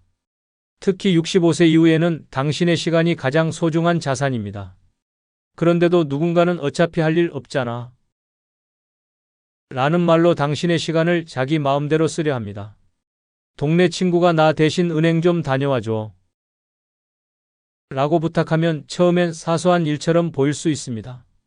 하지만 한번 도와주면 그 다음부터는 계속해서 반복됩니다. 문제는 여기서 끝나지 않습니다. 시간이 지나면 부탁이 점점 커지고 결국엔 상대방이 그것을 당연한 일로 받아들인다는 것입니다. 처음엔 고마워라고 했던 사람이 나중엔 이번에도 좀 해줘라는 식으로 태도를 바꿉니다. 당신이 거절하면 오히려 서운해하고 마치 의무라도 있는 것처럼 불편한 관계가 될 수도 있습니다. 더 심각한 경우 상대방은 당신의 호의를 이용해 돈이 드는 일까지 부탁할 수도 있습니다. 가령 내 대신 이거 좀 사서 보내줘. 같은 일이 반복되다 보면 결국 금전적 손실까지 발생할 수 있습니다. 하지만 상대방은 절대 고마워하지 않습니다. 오히려 그냥 해주면 되잖아 라며 점점 더 무리한 요구를 합니다. 노후에는 당신이 해야 할 일만 해야 합니다. 남을 도와주는데 시간을 빼앗기다 보면 정작 자신을 위해 써야 할 시간과 에너지가 사라집니다. 주변에서 부탁이 들어올 때마다 이건 내가 할 일이 아니다라고 분명히 선을 긋는 것이 중요합니다. 다른 사람의 일을 대신하는 순간 당신의 자유로운 삶은 끝이 납니다. 이제는 누군가의 일을 대신해주는 사람이 아니라 오직 나를 위해 살아야 할 때입니다. 남이 아니라 나의 시간을 가장 소중하게 여겨야 합니다. 이와 관련된 실제 사례 한 편을 소개하겠습니다. 70세 김순자 씨는 평생 남 도와주는 걸 당연하게 여겼다. 주변에서 부탁하면 거절하기 어려웠고 내가 할 수 있는 일이면 해줘야지 라는 마음으로 늘 남의 일을 대신 해주었다. 하지만 그것이 자신의 노후를 갉아먹는 일이라는 걸 깨닫기까지는 오랜 시간이 걸렸다. 어느 날 이웃 박 씨가 찾아와 인터넷 주문하는 걸 잘 모르겠는데 좀 도와줘 라고 부탁했다. 별일 아니라 생각하고 대신 주문해줬다. 그런데 그 다음부터가 문제였다. 이것도 좀 사주면 안 돼? 나 이번에 보험 갱신해야 하는데 서류 좀 챙겨줄 수 있어? 부탁은 점점 늘어났고 마치 김 씨가 박 씨의 개인 비서가 된 듯한 기분이 들었다. 처음엔 사소한 도움이라 생각했지만 점점 박 씨의 태도가 변했다. 지난번에도 도와줬잖아? 라며 당연하게 요구하기 시작했다. 거절하려고 하면 그럼 내가 누구한테 부탁해? 라며 불편한 기색을 보였다. 결국 김 씨는 남을 돕느라 자신이 해야 할 일은 뒤로 밀려났고 노후의 소중한 시간이 점점 사라지고 있었다. 그제야 깨달았다. 남의 일을 대신 해주는 순간 내 삶은 내 것이 아니게 된다. 김 씨는 결국 박 씨에게 앞으로는 직접 배우는 게 좋을 것 같아 라며 단호하게 선을 그었다. 이제는 내 인생의 주인은 나라는 걸 깨닫고 더 이상 남의 삶을 대신 살아주지 않기로 결심했다. 네 번째는 사람을 믿고 작은 돈이라도 쉽게 빌려주는 것입니다. 네 번째는 사람을 믿고 작은 돈이라도 쉽게 빌려주는 것입니다. 돈을 빌려주는 순간 친구와의 관계는 더 이상 예전 같을 수 없습니다. 아무리 가까운 사이라도 돈이 오가면 그 관계는 친구가 아닌 채권자와 채무자로 변합니다. 처음에는 고맙다 라고 말하며 미안해하던 사람이 시간이 지나면서 점점 태도가 변합니다. 조금만 더 기다려줘 라는 말이 반복되고 어느 순간 연락이 뜸해지더니 결국엔 아예 잠수를 타는 경우도 허다합니다. 돈을 빌려줬을 때 가장 큰 문제는 단순한 금전 손실이 아니라 배신감과 후회입니다. 65세 이후에는 다시 돈을 벌 기회가 많지 않습니다. 젊을 때 한번 잃어도 다시 회복할 가능성이 있지만 은퇴 후에는 잃은 돈을 채울 방법이 거의 없습니다. 친구가 돈을 빌리러 온다는 것은 이미 그 사람도 경제적으로 어려운 상태라는 뜻입니다. 돌려받지 못할 가능성이 크다는 걸 의미합니다. 결국 상대방도 갚을 능력이 없는 돈을 빌리는 것이며 시간이 지날수록 변명만 늘어날 뿐입니다. 작은 돈이라도 빌려주면 인간관계도 변합니다. 처음엔 돕겠다는 마음으로 빌려줬지만 시간이 지나면서 빌린 사람은 미안한 감정보다 부담감이 커집니다. 그러면서 점점 멀어지고 결국에는 관계를 끊어버리기도 합니다. 돈이 얽히는 순간 평생 이어온 인연도 한순간에 무너질 수 있습니다. 가장 현명한 방법은 애초에 돈을 빌려주지 않는 것입니다. 친구가 급하다고 호소해도 나도 여유가 없다 며 단호하게 거절해야 합니다. 만약 정말 도와주고 싶다면 빌려주는 것이 아니라 그냥 줄 수 있는 만큼만 주는 것이 최선입니다. 하지만 그것조차도 조심해야 합니다. 한번 도와주면 다음에도 또 부탁할 가능성이 높아지기 때문입니다. 돈이 들어간 관계는 더 이상 순수한 친구 관계가 아닙니다. 65세 이후에는 내 돈을 지키는 것이 곧 내 노후를 지키는 길입니다. 아무리 가까운 친구라도 절대 작은 돈이라도 쉽게 빌려주는 일은 없어야 합니다. 이와 관련된 실제 사례 한 편을 소개하겠습니다. 70세 이경자 씨는 평생 사람을 믿고 살아왔다. 가까운 친구가 어려움을 호소하면 이 정도는 도와줘야지 라는 생각으로 선뜻 손을 내밀었다. 하지만 작은 돈이라도 쉽게 빌려주는 것이 얼마나 위험한 일인지 깨닫게 된 건 너무 늦은 후였다. 오랜 친구 박 씨가 다급하게 찾아왔다. 이번 달 생활비가 좀 부족해서 그러는데 50만 원만 빌려주면 안 될까? 이 씨는 큰 돈도 아니고 한 달이면 갚겠다는 말에 흔쾌히 돈을 건넸다. 하지만 한 달이 지나도 돈은 돌아오지 않았다. 조심스럽게 연락했더니 다음 달엔 꼭 갚을게 라는 대답만 돌아왔다. 몇 개월이 지나자 박 씨는 점점 연락을 피하기 시작했다. 결국 돈은 받지도 못하고 평생 알고 지낸 친구와의 관계까지 깨져버렸다. 더 충격적인 건 박 씨가 다른 친구들에게도 같은 방식으로 돈을 빌려 다녔다는 사실이었다. 그제야 깨달았다. 작은 돈이라도 빌려주는 순간 돈뿐만 아니라 신뢰도 함께 잃게 된다. 이경자 씨는 뒤늦게 후회하며 다짐했다. 앞으로는 절대 돈을 쉽게 빌려주지 않겠다. 내 노후를 지키는 것이 더 중요하다. 다섯 번째는 자신의 시간을 쉽게 내어주는 것입니다. 친구나 지인이 시간 좀 내줄 수 있어요? 라며 부탁하는 일이 많아집니다. 처음에는 작은 부탁처럼 보입니다. 병원 갈 때 좀 데려다 줄 수 있어요? 서류 좀 대신 내줄 수 있어요? 집안일 좀 도와줄 수 있어요? 같은 요청을 몇 번 들어주다 보면 상대방은 점점 더 많은 것을 요구하기 시작합니다. 시간을 베푸는 순간 상대방은 그것을 당연하게 여깁니다. 이 정도는 해줄 수 있는 거 아니야? 라는 태도로 변하면서 점점 더 무리한 부탁을 하게 됩니다. 처음에는 간단한 심부름이었지만 나중에는 한 달만 도와달라 는 식으로 부담이 커집니다. 시간이 갈수록 부탁은 끝이 없고 거절하면 오히려 서운하다는 반응을 보입니다. 결국 자신의 시간을 잃고 마음의 짐까지 떠안게 됩니다. 노후에는 남을 위해 희생할 시간이 없습니다. 젊었을 때는 어쩔 수 없이 가족과 일, 사회적인 관계에 시간을 써야 했지만 이제는 온전히 자신을 위해 시간을 써야 할 때입니다. 누구를 위해 시간을 내주기보다는 그 시간을 스스로 즐기고 행복을 찾는 것이 더 중요합니다. 나도 바쁩니다. 라는 말을 입에 달고 살아야 합니다. 시간이 많아 보인다고 해서 쉽게 내주면 결국 나를 위해 쓸 시간은 사라집니다. 상대방이 서운해할까봐 거절하지 못하는 사람들이 많습니다. 하지만 거절하지 못하면 점점 더 많은 요구가 들어옵니다. 한 번 시간을 내주면 다음번에는 더 큰 부탁이 이어집니다. 그리고 거절하는 순간 오히려 예전에는 잘 해주더니 왜 이젠 안 해줘요? 라며 원망을 듣는 경우도 생깁니다. 결국 처음에는 도움을 줬지만 나중에는 관계까지 틀어지는 상황이 벌어집니다. 노년의 시간은 무엇보다 소중합니다. 젊었을 때는 일과 가족을 위해 시간을 바쳤지만 이제는 자신을 위해 남은 시간을 써야 합니다. 무조건적인 희생은 결국 후회로 돌아옵니다.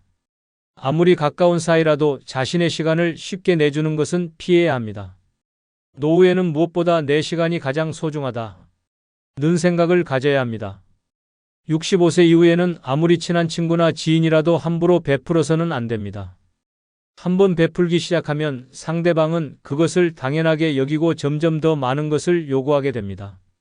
처음에는 작은 부탁이었지만 결국에는 시간, 돈, 감정까지 소모하며 스스로를 희생하게 되는 상황이 벌어집니다. 오랜 인연인데 이 정도는 해줘야 하지 않을까? 라는 생각이 들 수 있습니다. 하지만 노후는 더 이상 타인을 위해 사는 시간이 아닙니다. 젊었을 때는 가족과 일, 주변 사람들에게 신경 쓰며 살아왔지만 이제는 온전히 나를 위해 살아야 하는 때입니다. 나 자신을 돌보지 않고 남에게 베풀다 보면 결국 남은 인생을 후회 속에 보내게 될 가능성이 큽니다. 무엇보다 중요한 것은 내 것을 지키는 것입니다. 돈을 빌려주고 시간을 내주고 감정을 받아주고 남의 책임까지 대신 지는 순간 내 인생은 점점 타인의 것이 되어 갑니다. 친구가, 지인이, 가족이 서운해할까봐 계속 베풀다 보면 결국 나를 위한 시간과 여유는 사라지고 남이 원하는 대로 끌려다니는 삶이 될 수 있습니다. 이제는 단호해져야 합니다. 내가 먼저입니다. 미안하지만 안 된다. 나는 나를 위해 살아야 한다. 라고 당당하게 말할 수 있어야 합니다. 노후는 희생하는 시간이 아니라 나를 위한 시간입니다. 더 이상 남을 위해 살지 말고 온전히 나 자신을 위해 살아야 합니다. 구독과 좋아요 부탁드립니다. 감사합니다. 다 부질없다. 늙어서 혼자 살 준비하지 않으면 남은 인생이 지옥이 될 수도 있습니다. 많은 사람들이 나이 들면 누군가와 함께 살아야 외롭지 않다. 혼자 사는 건 불가능하다. 라고 생각합니다. 하지만 현실은 다릅니다. 재혼으로 행복을 꿈꿨다가 병수발에 허덕이고 자식에게 기대다가 갈등 속에 인생을 망치는 사례는 셀 수 없이 많습니다. 결국 가장 큰 문제는 노년에 무엇을 준비했느냐에 달려 있습니다. 혼자 살아가는 건 외로울 것 같지만 사실 제대로 준비만 한다면 자유롭고 만족스러운 삶을 누릴 수 있는 최고의 선택이 될 수 있습니다. 그런데 많은 사람들이 그 준비가 뭔데? 라는 질문에 제대로 답하지 못합니다. 노년에 혼자 살기 위해 필요한 건 단순한 집 한 채나 돈 몇 푼이 아닙니다. 가장 중요한 건 스스로를 지킬 수 있는 5가지 필수 요소를 갖추는 것입니다. 이 5가지를 제대로 준비하지 않으면 노년은 더 이상 황혼이 아닌 끝없는 고통이 될 수 있습니다. 남은 인생, 내가 내 주인이 될 수 있는 방법은 무엇일까요? 지금부터 그 해답을 찾아봅시다. 구독, 좋아요 누르시면 시작하겠습니다. 첫 번째, 이기심입니다. 노년에는 적당한 이기심을 갖추는 것이 생존의 기술이자 행복의 비결입니다. 많은 사람들은 나이가 들수록 자신을 희생하려는 경향이 강해집니다. 이 나이에 내가 뭘 더 바라겠어? 그냥 남들한테 잘하면 돼. 라고 스스로를 합리화하며 자신을 위해 살아가는 법을 잊어버립니다. 하지만 이기심 없이 남만 위해 사는 노년은 결국 상처와 후회로 점철된 삶으로 끝날 수 있습니다. 68세 김 씨는 자식들에게 모든 걸 희생하며 살아왔습니다. 은퇴 후에도 자식들의 부탁에 그래, 내가 도와줄게. 라며 남은 자금을 끌어모아 지원했습니다. 그런데 시간이 지나자 자식들의 태도는 점점 변했습니다. 엄마, 이번에 조금 더 빌려줘. 라는 말이 반복되었고 갚지 않는 돈은 쌓여만 갔습니다. 결국 김 씨의 통장은 텅 비었고 남은 노후는 더 이상 자신을 위한 시간이 아니었습니다. 나는 이렇게까지 희생했는데 왜 나만 이렇게 외롭고 힘든 걸까? 이기심 없이 살아가는 노년은 주변 사람들에게 당연한 존재가 됩니다. 당신이 도와주는 것을 거절하지 않는 순간 그 도움은 끝이 없습니다. 처음에는 감사하던 사람들이 점점 당신의 희생을 당연하게 여기고 나중에는 그것조차 불평하는 상황까지 벌어질 수 있습니다. 나이가 들수록 더 많이 베풀어야 한다. 라는 말은 잘못된 생각입니다. 이기심이란 타인을 외면하거나 배척하는 것이 아닙니다. 내가 내 삶의 주인이 되는데 필요한 건강한 방어선을 만드는 것입니다. 아무리 가까운 사람이라도 내 행복과 존엄성을 해칠 정도로 희생할 필요는 없습니다. 노년의 이기심을 갖추기 위해 가장 중요한 것은 아니요라고 말하는 연습입니다.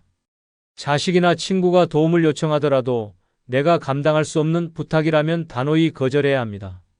내가 여유가 없어서 도와줄 수 없어. 이라고 말하는 것은 이기적인 행동이 아니라 내 삶을 지키는 현명한 선택입니다. 또한 나 자신이 먼저다. 라는 마음가짐이 필요합니다. 자식들이 어렵다고 해도 친구가 도움을 요청한다고 해도 내 건강과 재정이 우선입니다. 내가 무너지면 그들을 돕는 것도 불가능해집니다. 이기심은 내가 행복하기 위해 필요한 최소한의 보호막입니다. 그것이 없다면 노년은 끝없는 희생과 배신의 연속이 될 수 있습니다. 주변 사람들을 도우면서도 내가 지킬 선을 정하는 것, 그리고 그 선을 넘어서는 요구에는 단호히 거절하는 것, 그것이 진정한 이기심의 힘입니다. 나 자신을 지키지 않으면 아무도 나를 지켜주지 않는다. 노년의 이기심은 이기적인 행동이 아니라 내 삶을 존중하는 가장 큰 지혜입니다. 지금부터라도 내 인생의 우선순위를 나 자신으로 바꾸십시오. 그것이 당신을 진정으로 행복하게 만들 것입니다. 두 번째, 돈입니다. 노년에 가장 중요한 건 돈입니다. 돈이 없다면 노년은 끝없는 고통의 시작이 될 뿐입니다. 나이 들수록 건강은 점점 나빠지고 예상치 못한 병원비와 생활비가 쌓여갑니다. 난 건강하니까 괜찮아 라고 생각하며 돈의 중요성을 과소평가한다면 뒤늦게 그 대가를 혹독하게 치르게 됩니다. 돈이 없으면 선택의 자유도 없고 존엄성도 지킬 수 없습니다. 한 예로 70세 김 씨는 젊었을 때 아이들 교육과 가족을 위해 모든 걸 희생하며 살아왔습니다. 내가 힘들어도 애들이 잘 되면 다 보람 있는 거야 라는 생각으로 모아둔 돈을 전부 자식들에게 지원했습니다. 하지만 정작 자신이 병에 걸렸을 때 자식들은 우리도 지금 사정이 어려워요 라며 등을 돌렸습니다. 김 씨는 병원비를 감당하지 못해 값싼 요양병원에 들어갔고 거기서 내가 이렇게 비참한 노후를 보낼 줄은 몰랐어 라며 한탄했습니다. 돈은 단순한 생계의 문제가 아닙니다. 돈이 없으면 인간관계도 무너집니다. 친구들과의 모임에 나가고 싶어도 돈이 없으면 자연스럽게 멀어지게 됩니다. 나중에 모아둔 돈이야 뭐 필요하겠어? 라고 생각한다면 나이가 들어서야 깨닫게 될 것입니다. 돈이 없는 사람은 결국 사회에서 고립된다는 사실을요. 돈은 단순히 물질적인 것을 넘어서 존엄성을 지켜주는 마지막 방패입니다. 내가 선택할 수 있는 여지를 남기고 내 삶의 주인이 되게 해줍니다. 돈이 있으면 좋은 병원을 선택할 수 있고 더 나은 환경에서 노년을 보낼 수 있습니다. 하지만 돈이 없다면 선택권은 없고 그저 상황에 끌려다닐 뿐입니다. 노년에 돈을 준비하는 것은 사치가 아니라 생존입니다. 더 이상 돈을 벌 수 없는 나이에는 과거의 선택들이 현재를 결정합니다. 하지만 중요한 것은 얼마나 많느냐가 아닙니다. 내가 가진 돈을 어떻게 관리하고 지키느냐가 핵심입니다. 돈을 지키는 가장 좋은 방법은 욕심을 버리고 필요 이상으로 베풀지 않는 것입니다. 자식에게 무조건적인 지원을 하는 것도 친구의 부탁을 거절하지 못하는 것도 노년의 가장 큰 재앙이 됩니다. 돈이 많지 않더라도 나 자신을 위해 쓰고 내 삶을 지키는 데 집중해야 합니다. 돈이 없다면 자유도 없습니다. 돈이 없다면 사람들로부터 존중받지도 못합니다. 그리고 돈이 없다면 당신의 노후는 당신의 것이 아니라 타인의 손에 맡겨지게 됩니다. 노년을 스스로 책임지고 존엄성을 유지하며 살고 싶다면 지금 당장 돈을 관리하고 지키는 방법을 준비해야 합니다. 돈이 다가 아니다라는 말은 젊은 사람들만 할 수 있는 사치입니다. 나이가 들수록 돈은 다가 됩니다. 그게 현실입니다. 돈이 당신을 지켜주고 당신을 존중받게 만들어줍니다. 노년의 행복은 결국 돈에서 시작된다는 사실을 잊지 마세요. 세 번째, 건강입니다. 노년의 가장 잔인한 현실은 건강을 잃는 순간 모든 것이 무너진다는 사실입니다. 돈이 있어도 건강이 없다면 무슨 소용이 있을까요? 아무리 큰 저택에 살고 값비싼 음식을 먹을 수 있다고 해도 침대에서 일어나지 못하거나 병원에 갇혀 있어야 한다면 그것은 더 이상 삶이 아니라 고통입니다. 노년의 행복은 결국 건강 위에 세워지는 법입니다. 70세의 정 씨는 젊었을 때 평생을 일에만 몰두하며 건강을 소홀히 했습니다. 일할 때는 건강 생각할 시간이 어디 있어? 먹고 살기 바쁜데? 라는 생각으로 술자리도 마다하지 않고 운동은커녕 제대로 된 식사조차 챙기지 않았습니다. 그런데 은퇴 후 갑자기 찾아온 건강 문제는 그의 인생을 송두리째 바꿔놨습니다. 허리 디스크와 당뇨, 고혈압까지 한꺼번에 찾아왔고 병원비는 끝없이 늘어났습니다. 달이라도 성했으면 어딘가 나가서 사람들 좀 만나겠는데 이젠 집에 갇혀있는 신세야. 정 씨는 더 이상 자신을 돌볼 힘조차 없었고 그의 노후는 병원과 약봉투 사이에서 보내는 시간이 전부가 되었습니다. 건강이 나빠지면 모든 것이 제한됩니다. 움직이지 못하면 친구들과의 만남도 여행도 심지어는 간단한 장보기조차 불가능해집니다. 자유를 잃는 순간 삶의 질은 끝없이 추락합니다. 그저 숨만 붙어 있는 상태로 하루하루를 견뎌야 하는 삶은 노년에 겪고 싶은 최악의 상황입니다. 건강이 왜 중요한지 더 말할 필요가 없습니다. 하지만 건강을 유지하려면 지금부터 적극적으로 노력해야 합니다. 나이가 들수록 자연스럽게 건강을 잃는 건 당연하지만 그 속도를 늦추고 더 오래 버틸 수 있는 것은 나 자신에게 달려 있습니다.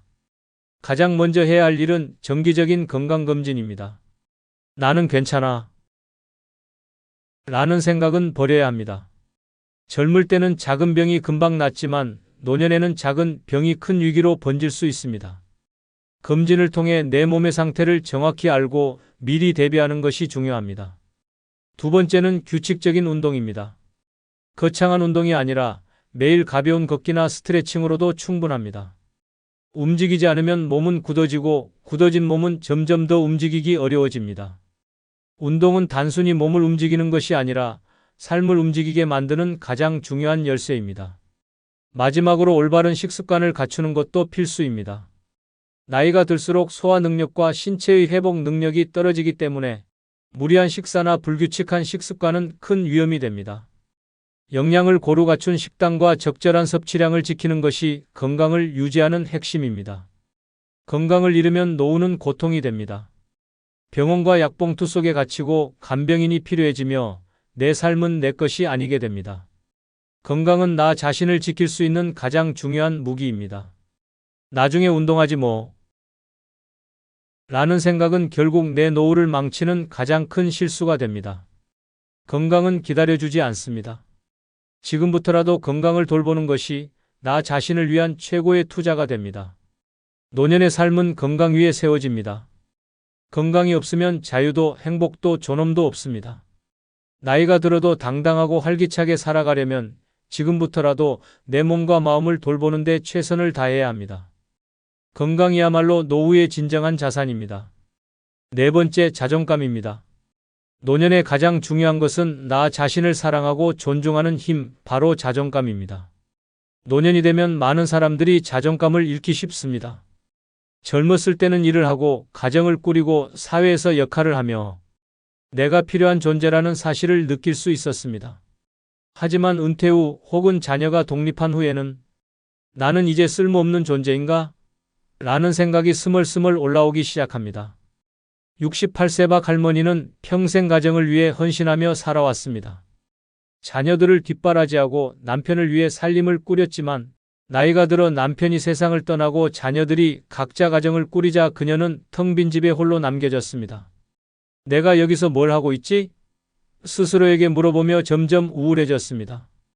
주변 사람들에게서도 관심이 줄어들자 그녀는 자신이 아무 쓸모없는 존재라고 느끼기 시작했습니다.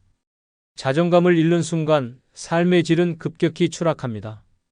자존감이 낮아지면 사람들과의 관계도 무너지고 건강을 돌보는 의지도 약해지며 새로운 도전을 시도할 용기도 사라집니다. 자존감은 노년의 삶을 지탱하는 가장 기본적인 에너지입니다. 그렇다면 노년의 자존감을 지키고 높이는 방법은 무엇일까요? 첫째, 스스로를 돌보는 시간을 가져야 합니다. 나를 위한 작은 사치, 예를 들어 좋아하는 옷을 사 입거나 미용실에 가서 스타일을 바꾸는 것만으로도 자존감이 달라집니다. 나를 외적으로 가꾸는 것은 단순히 남들에게 잘 보이기 위한 것이 아니라 내가 나 자신을 소중히 여긴다는 메시지를 내게 전달하는 행위입니다. 둘째, 과거의 후회에 얽매이지 말아야 합니다. 나이가 들수록 그때 이렇게 했어야 했는데 라는 후회가 떠오를 수 있습니다. 하지만 과거는 이미 지나간 일입니다.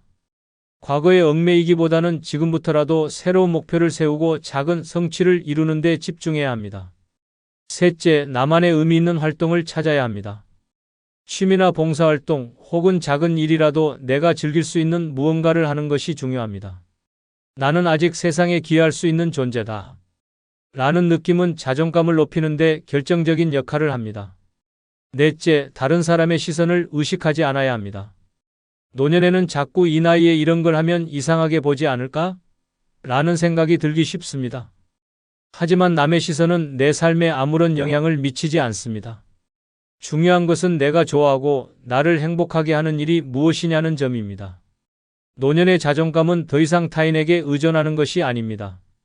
누군가의 칭찬이나 인정이 없어도 나는 나 자신을 사랑하고 존중할 수 있어야 합니다. 자존감은 나를 지키는 가장 강력한 방패이며 나를 앞으로 나아가게 하는 가장 큰 원동력입니다. 이 나이에 뭐가 중요하겠어? 라는 생각은 이제 버리십시오. 당신은 여전히 소중하고 여전히 빛나는 존재입니다. 자존감을 지키는 것은 노년을 활기차고 행복하게 만드는 가장 중요한 열쇠입니다. 지금부터라도 나 자신을 소중히 여기고 스스로를 사랑하는 법을 배워야 합니다. 자존감이 없으면 노년은 흔들리는 나무처럼 외로움과 불안에 시달릴 것입니다.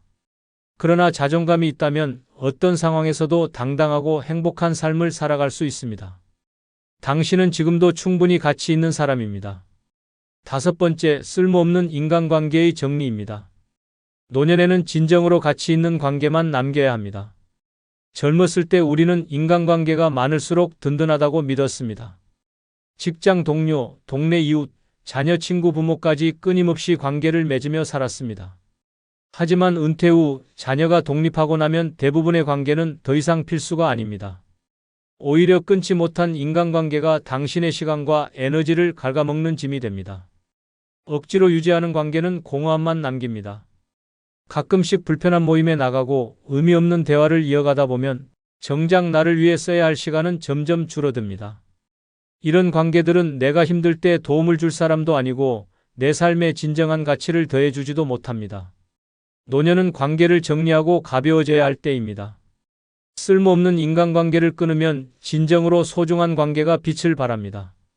내가 어려울 때 진심으로 곁에 있어줄 단 몇 명의 친구만으로도 충분합니다. 물론 관계를 끊는 일은 쉽지 않습니다. 하지만 내가 행복하지 않은 관계라면 과감히 정리해야 합니다. 내 삶은 나를 위해 살아가는 것입니다. 쓸모없는 관계를 정리하면 남은 시간을 온전히 나를 위해 쓸 수 있습니다. 노년의 인간관계는 양이 아니라 질입니다.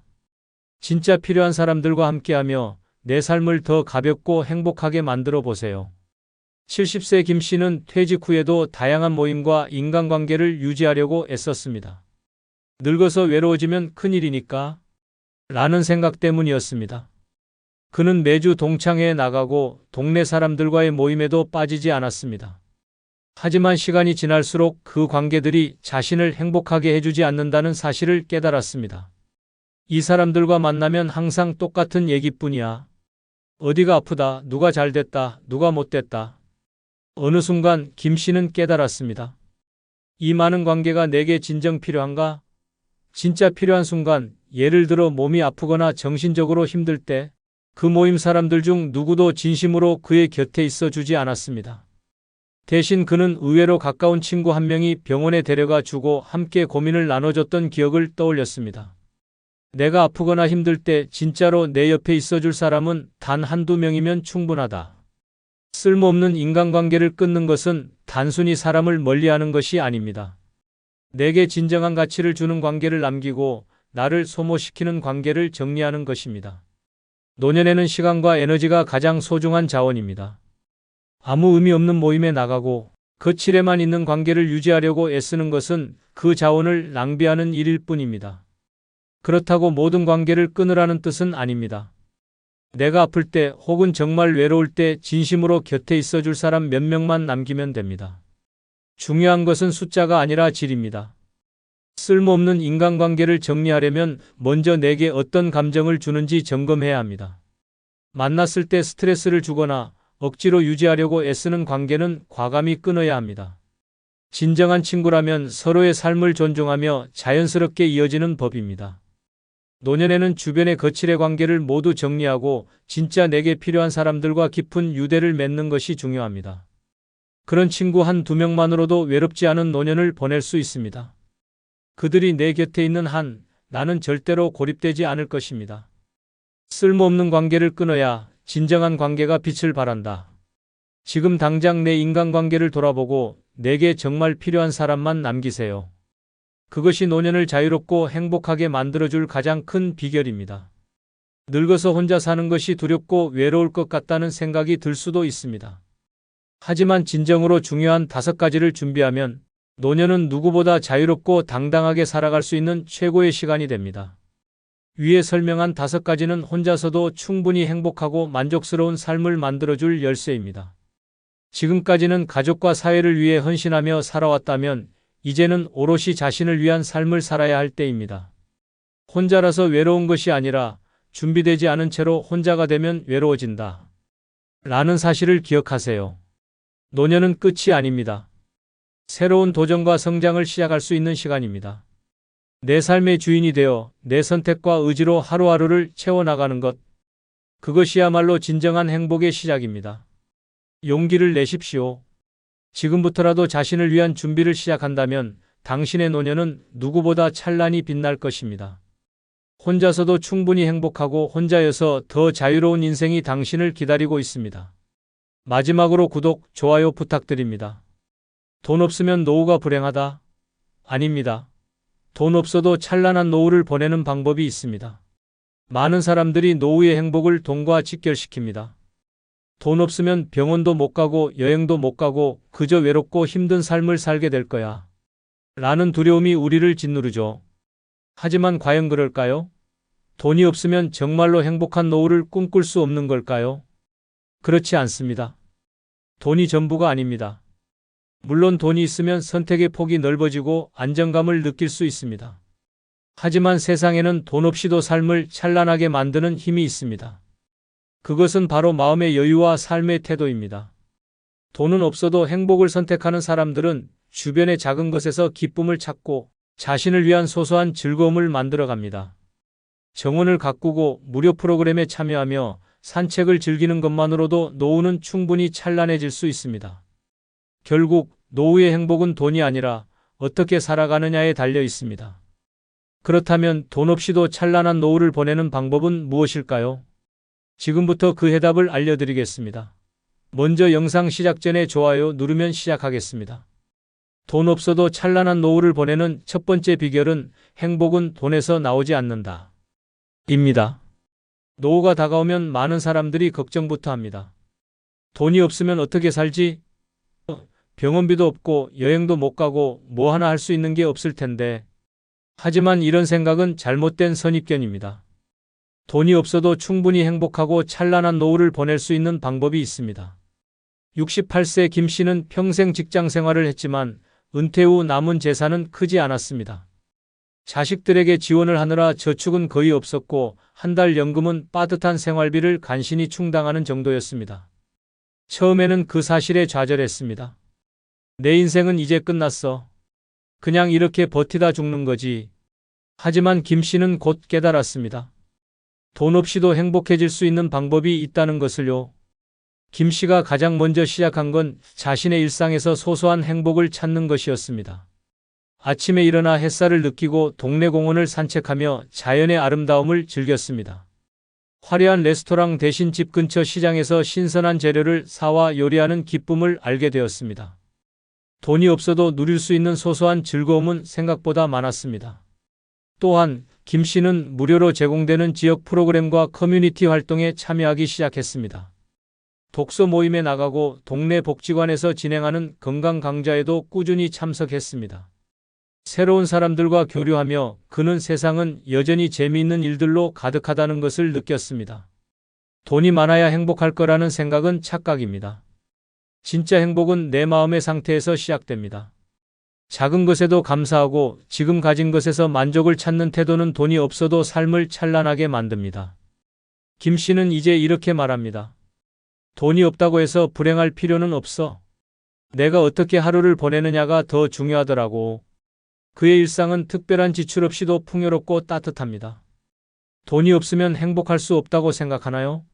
그렇지 않습니다. 행복은 소유가 아니라 태도에서 나옵니다. 돈 없이도 충분히 찬란한 노후를 보낼 수 있습니다. 중요한 것은 돈이 아니라 당신이 어떻게 삶을 바라보느냐입니다.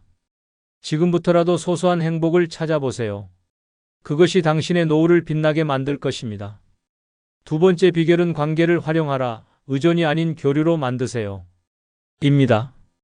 돈이 없을수록 인간관계는 삶의 중요한 자산이 됩니다. 하지만 여기서 중요한 건 단순히 사람을 많이 아는 게 아닙니다. 내 삶을 풍요롭게 만들어줄 건강한 관계를 맺고 그것을 잘 활용하는 것이 핵심입니다. 70세 정 씨는 은퇴 후 혼자 살며 빠듯한 연금 생활을 하고 있었습니다. 처음에는 돈 걱정 때문에 누구와도 연락을 끊고 집에 틀어박혀 있었습니다. 하지만 점점 외로움이 커지고 삶의 의미를 잃어가는 기분이 들었습니다. 어느 날 우연히 동네 모임에 나간 그는 새로운 사람들을 만났고 그들과의 관계가 그의 노후를 완전히 바꿔놓았습니다. 정 씨는 사람들과의 교류를 통해 다양한 도움과 정보를 얻었습니다. 한 친구는 근처 무료 건강검진 정보를 알려줬고 또 다른 친구는 저렴한 취미활동 장소를 추천해줬습니다. 그는 점점 더 많은 사람들과 연결되었고 그들로부터 삶의 활력을 얻었습니다. 돈은 관계를 통해 보완할 수 있습니다. 외롭고 고립된 생활을 벗어나 사람들과의 교류 속에서 새로운 기회를 발견할 수 있습니다. 하지만 여기서 중요한 점은 도움을 받기만 하는 관계가 아닌 상호 교류하는 관계를 만드는 것입니다. 내가 먼저 상대를 존중하고 작은 도움이라도 줄 수 있다면 그 관계는 더 단단해집니다. 또한 사람들과 함께할 때는 내가 가진 것을 활용하는 것도 중요합니다. 정 씨는 요리에 자신이 있었고 친구들을 초대해 소박한 음식을 대접했습니다. 내가 가진 작은 것으로도 행복을 나눌 수 있다. 는 사실이 그를 더 즐겁고 당당하게 만들었습니다. 노년의 인간관계를 활용하는 것은 단순히 사람들에게 의지하는 것이 아닙니다. 서로의 삶을 공유하며 필요한 도움을 주고받고 함께하는 기쁨을 느끼는 것입니다. 돈으로 살 수 없는 것은 진정한 인간관계에서만 얻을 수 있습니다. 정 씨는 이제 이렇게 말합니다. 돈보다 소중한 건 나를 이해해주고 함께 웃어줄 사람들이다. 그는 그 관계들을 통해 외로움을 극복했고 경제적으로도 더 나은 선택을 할 수 있었습니다. 돈이 없다고 혼자 고립되지 마세요. 사람들과의 관계를 통해 삶의 새로운 가능성을 발견할 수 있습니다. 돈이 아닌 사람 속에서 행복의 열쇠를 찾는 것, 그것이야말로 찬란한 노후를 보내는 두 번째 비결입니다. 돈 없어도 찬란한 노후를 보내는 세 번째 비결, 내가 지나온 세월을 사랑하라. 입니다. 노년이 되면 많은 사람들이 과거를 돌아보며 후회에 빠지곤 합니다. 그때 그렇게 하지 않았더라면 왜 나는 더 열심히 살지 못했을까? 라는 생각이 머릿속을 떠나지 않죠. 하지만 이런 후회는 현재의 나를 괴롭히고 앞으로 나아갈 힘을 갉아먹을 뿐입니다. 노후를 찬란하게 보내고 싶다면 먼저 내가 지나온 세월을 사랑하는 법을 배워야 합니다. 70세 김 씨는 은퇴 후 과거의 선택들을 끊임없이 되새겼습니다. 대학 진학을 포기한 것, 사업 실패로 잃은 돈, 자녀들에게 더 해주지 못한 것 등 과거의 결정들이 그의 마음을 무겁게 짓눌렀습니다. 그는 내 삶은 실패투성이야 라며 자신을 책망했고 이런 후회는 그의 노년을 우울하게 만들었습니다. 어느 날 김 씨는 오래된 사진첩을 꺼내 들었습니다. 사진 속 젊은 시절의 자신을 보며 문득 깨달았습니다. 그때도 나는 최선을 다했잖아. 그는 자신이 했던 노력과 선택이 그 순간의 최선이었다는 것을 인정하기 시작했습니다. 과거는 내가 오늘을 살아가는 바탕이 되었다. 김 씨는 그렇게 생각하기 시작하면서 마음의 짐을 내려놓았습니다. 후회 대신 과거의 경험에서 배운 교훈에 감사하며 지나온 세월도 내 삶의 일부이고 사랑할 가치가 있다. 는 태도로 변했습니다. 내가 지나온 세월을 사랑하는 것은 단순히 과거를 미워하는 것이 아닙니다. 내가 걸어온 길에 스스로에게 자부심을 느끼고 잘못된 선택까지도 내 삶을 더 단단하게 만들어준 경험으로 받아들이는 것입니다. 지나온 세월을 사랑하면 노후는 더 이상 후회와 자책의 시간이 아닙니다. 오히려 지금 이 순간을 더 풍요롭게 만드는 출발점이 됩니다. 과거를 사랑하는 마음이 들 때 현재의 내가 더욱 소중하게 느껴지고 앞으로의 삶도 더 긍정적으로 바라볼 수 있게 됩니다. 내가 겪었던 모든 순간이 지금의 나를 만든 것이다. 라는 마음으로 지나온 세월을 안아주세요. 돈이 없어도 내 인생을 사랑하는 법을 배우는 순간 당신의 노후는 찬란하게 빛날 것입니다. 돈 없어도 찬란한 노후를 보내는 네 번째 비결은 몸이 자산이다. 건강에 투자하라. 입니다. 돈이 부족한 노후에도 행복을 유지하는 가장 큰 비결 중 하나는 건강을 지키는 것입니다.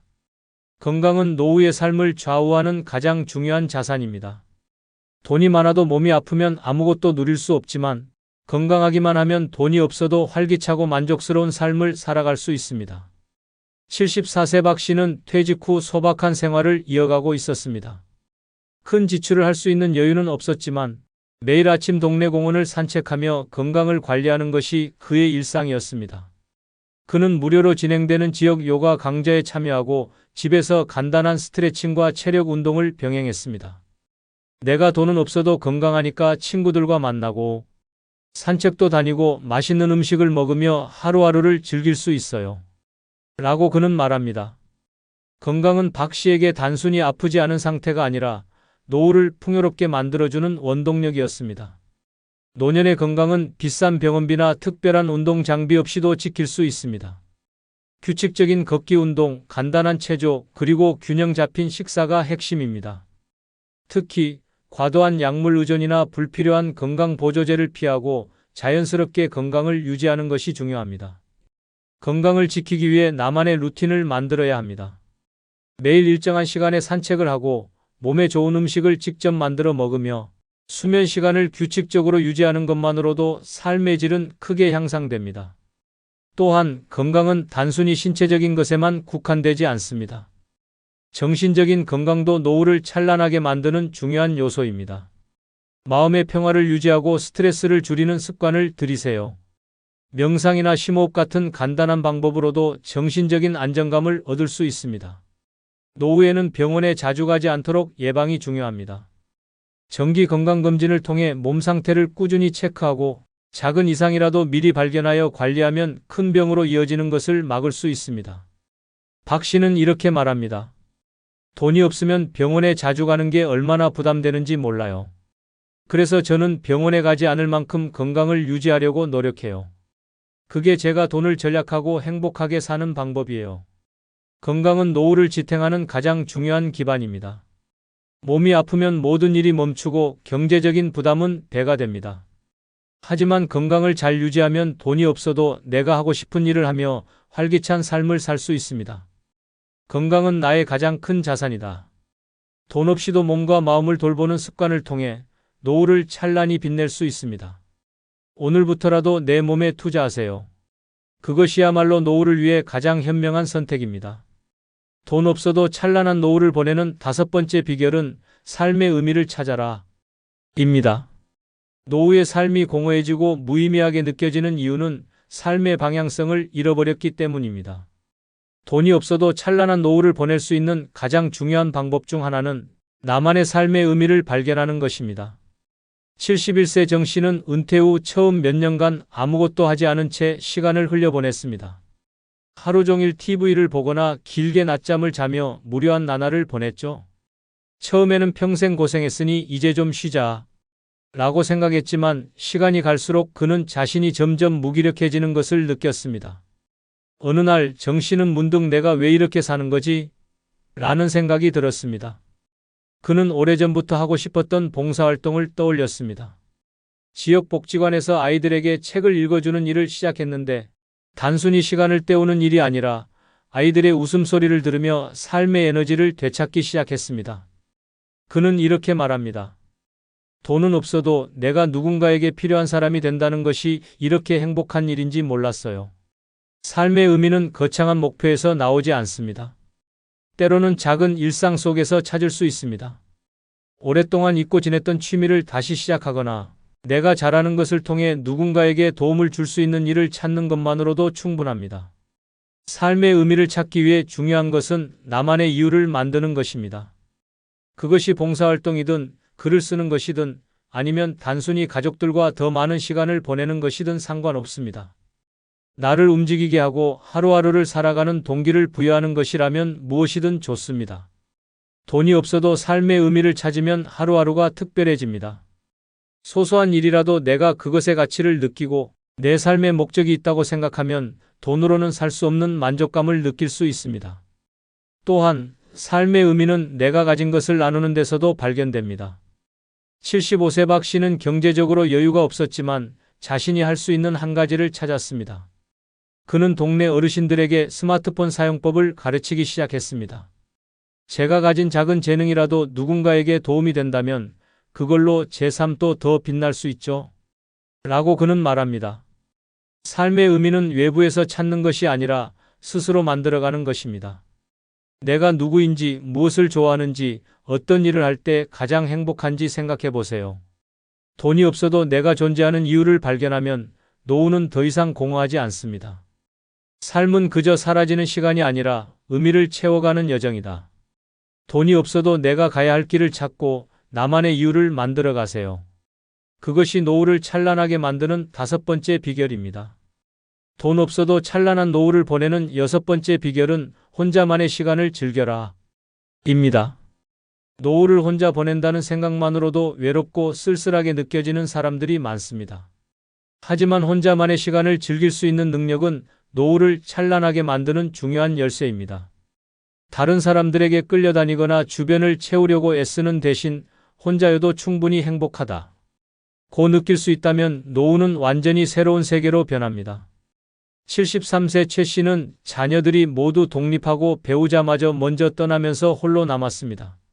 처음에는 주변 사람들에게 의지하려고 애썼지만 점점 고립된 느낌이 들었습니다. 왜 나는 혼자일까? 왜 이렇게 쓸쓸할까? 라고 생각하며 우울해졌습니다. 그러던 어느 날 그는 스스로에게 질문을 던졌습니다. 내가 혼자 시간을 보내면서도 즐길 수 있는 건 뭐지? 그날 이후 최 씨는 새로운 취미를 찾아보기 시작했습니다. 그는 일단 책을 읽기 시작했고 이어서 작은 수첩에 일기를 쓰는 습관을 들였습니다. 그러다 문득 혼자 카페에 가서 커피 한 잔을 마시며 세상을 관찰하는 것이 얼마나 큰 즐거움인지 깨달았습니다. 혼자서도 충분히 풍요롭다. 최 씨는 이렇게 깨달았습니다. 그 이후로 그는 혼자 여행을 떠나기도 하고 영화를 보고 요리를 배우며 시간을 보냈습니다. 혼자만의 시간을 즐기는 것은 자신을 더 잘 알게 되는 과정입니다. 돈이 필요하지도 않습니다. 좋아하는 음악을 들으며 커피 한 잔을 마시는 것, 동네를 산책하며 하늘을 바라보는 것, 혹은 오래된 사진첩을 꺼내보며 추억에 잠기는 것만으로도 충분합니다. 많은 사람들이 혼자 있는 것을 두려워합니다. 하지만 혼자만의 시간을 잘 활용하면 그 시간이 오히려 내 삶을 더 깊고 풍요롭게 만들어줍니다. 노년에는 더 이상 누군가를 위해 살아갈 필요가 없습니다. 이제는 나 자신과 시간을 보내는 법을 배워야 할 때입니다. 또한 혼자 있는 시간을 좋아하게 되면 다른 사람들과의 관계도 더 건강해집니다. 누군가를 만나는 시간이 즐겁긴 하지만 그 시간이 내 행복의 전부가 아니라고 느끼면 관계에서 오는 스트레스도 줄어듭니다. 최 씨는 이제 말합니다. 혼자 있는 시간이 오히려 나를 더 단단하게 만들어줬어요. 나 혼자 있어도 전혀 외롭지 않아요. 그는 더 이상 누구에게 의지하려고 하지 않으며 혼자만의 시간을 온전히 즐기고 있습니다. 혼자만의 시간을 잘 활용하는 법을 배우세요. 내 삶을 온전히 즐길 수 있는 방법을 찾아보세요. 노후의 행복은 결국 내가 나와 잘 지내는 방법을 아는 것에서 시작됩니다. 돈 없이도 나 자신과 함께하는 시간만으로 충분히 찬란한 삶을 살 수 있습니다. 혼자라는 것이 두려운 것이 아니라 혼자 있는 시간을 즐길 줄 모르는 것이 두려운 것입니다. 지금부터라도 혼자만의 시간을 즐기는 법을 배우세요. 그것이 노후를 빛나게 만드는 6번째 비결입니다. 돈 없어도 찬란한 노후를 보내는 7번째 비결은 지금까지 무탈하게 살아온 것에 감사하라. 입니다. 노년에 접어들면 많은 사람들이 내가 이루지 못한 것들, 하지 못했던 선택들에 대해 후회하며 자신을 탓하곤 합니다. 하지만 잠시 멈춰서 생각해 보세요. 지금까지 살아오며 수많은 고비를 넘겼고 크고 작은 어려움 속에서도 여기까지 무탈하게 왔다는 사실 자체가 얼마나 놀라운 일인지 말입니다. 73세 박 씨는 늘 자신의 삶이 부족하다고 느꼈습니다. 젊은 시절 큰 성공을 거두지 못했고 자녀들을 완벽하게 뒷바라지하지 못했다는 생각에 늘 자책했습니다. 하지만 어느 날 친구와의 대화 중에 그래도 큰 병, 한 번 없이 이렇게 살아왔다는 게 얼마나 큰 복인지 알아? 라는 말을 듣고 마음에 큰 울림을 느꼈습니다. 그는 자신의 삶을 돌아보며 깨달았습니다. 내가 가진 것에 감사하지 못하고 항상 없는 것만 바라보았구나. 병원 신세를 지지 않고 몸이 건강한 것, 자녀들이 각자의 삶을 꾸려나가고 있는 것, 친구들과 웃으며 대화할 수 있는 것, 이 모든 것이 당연한 것이 아니라 축복이라는 걸 알게 된 순간 그의 시선은 완전히 달라졌습니다. 지금까지 무탈하게 살아온 것에 감사하는 마음은 단순히 긍정적인 태도를 가지는 것을 넘어 삶을 더욱 풍요롭게 만듭니다.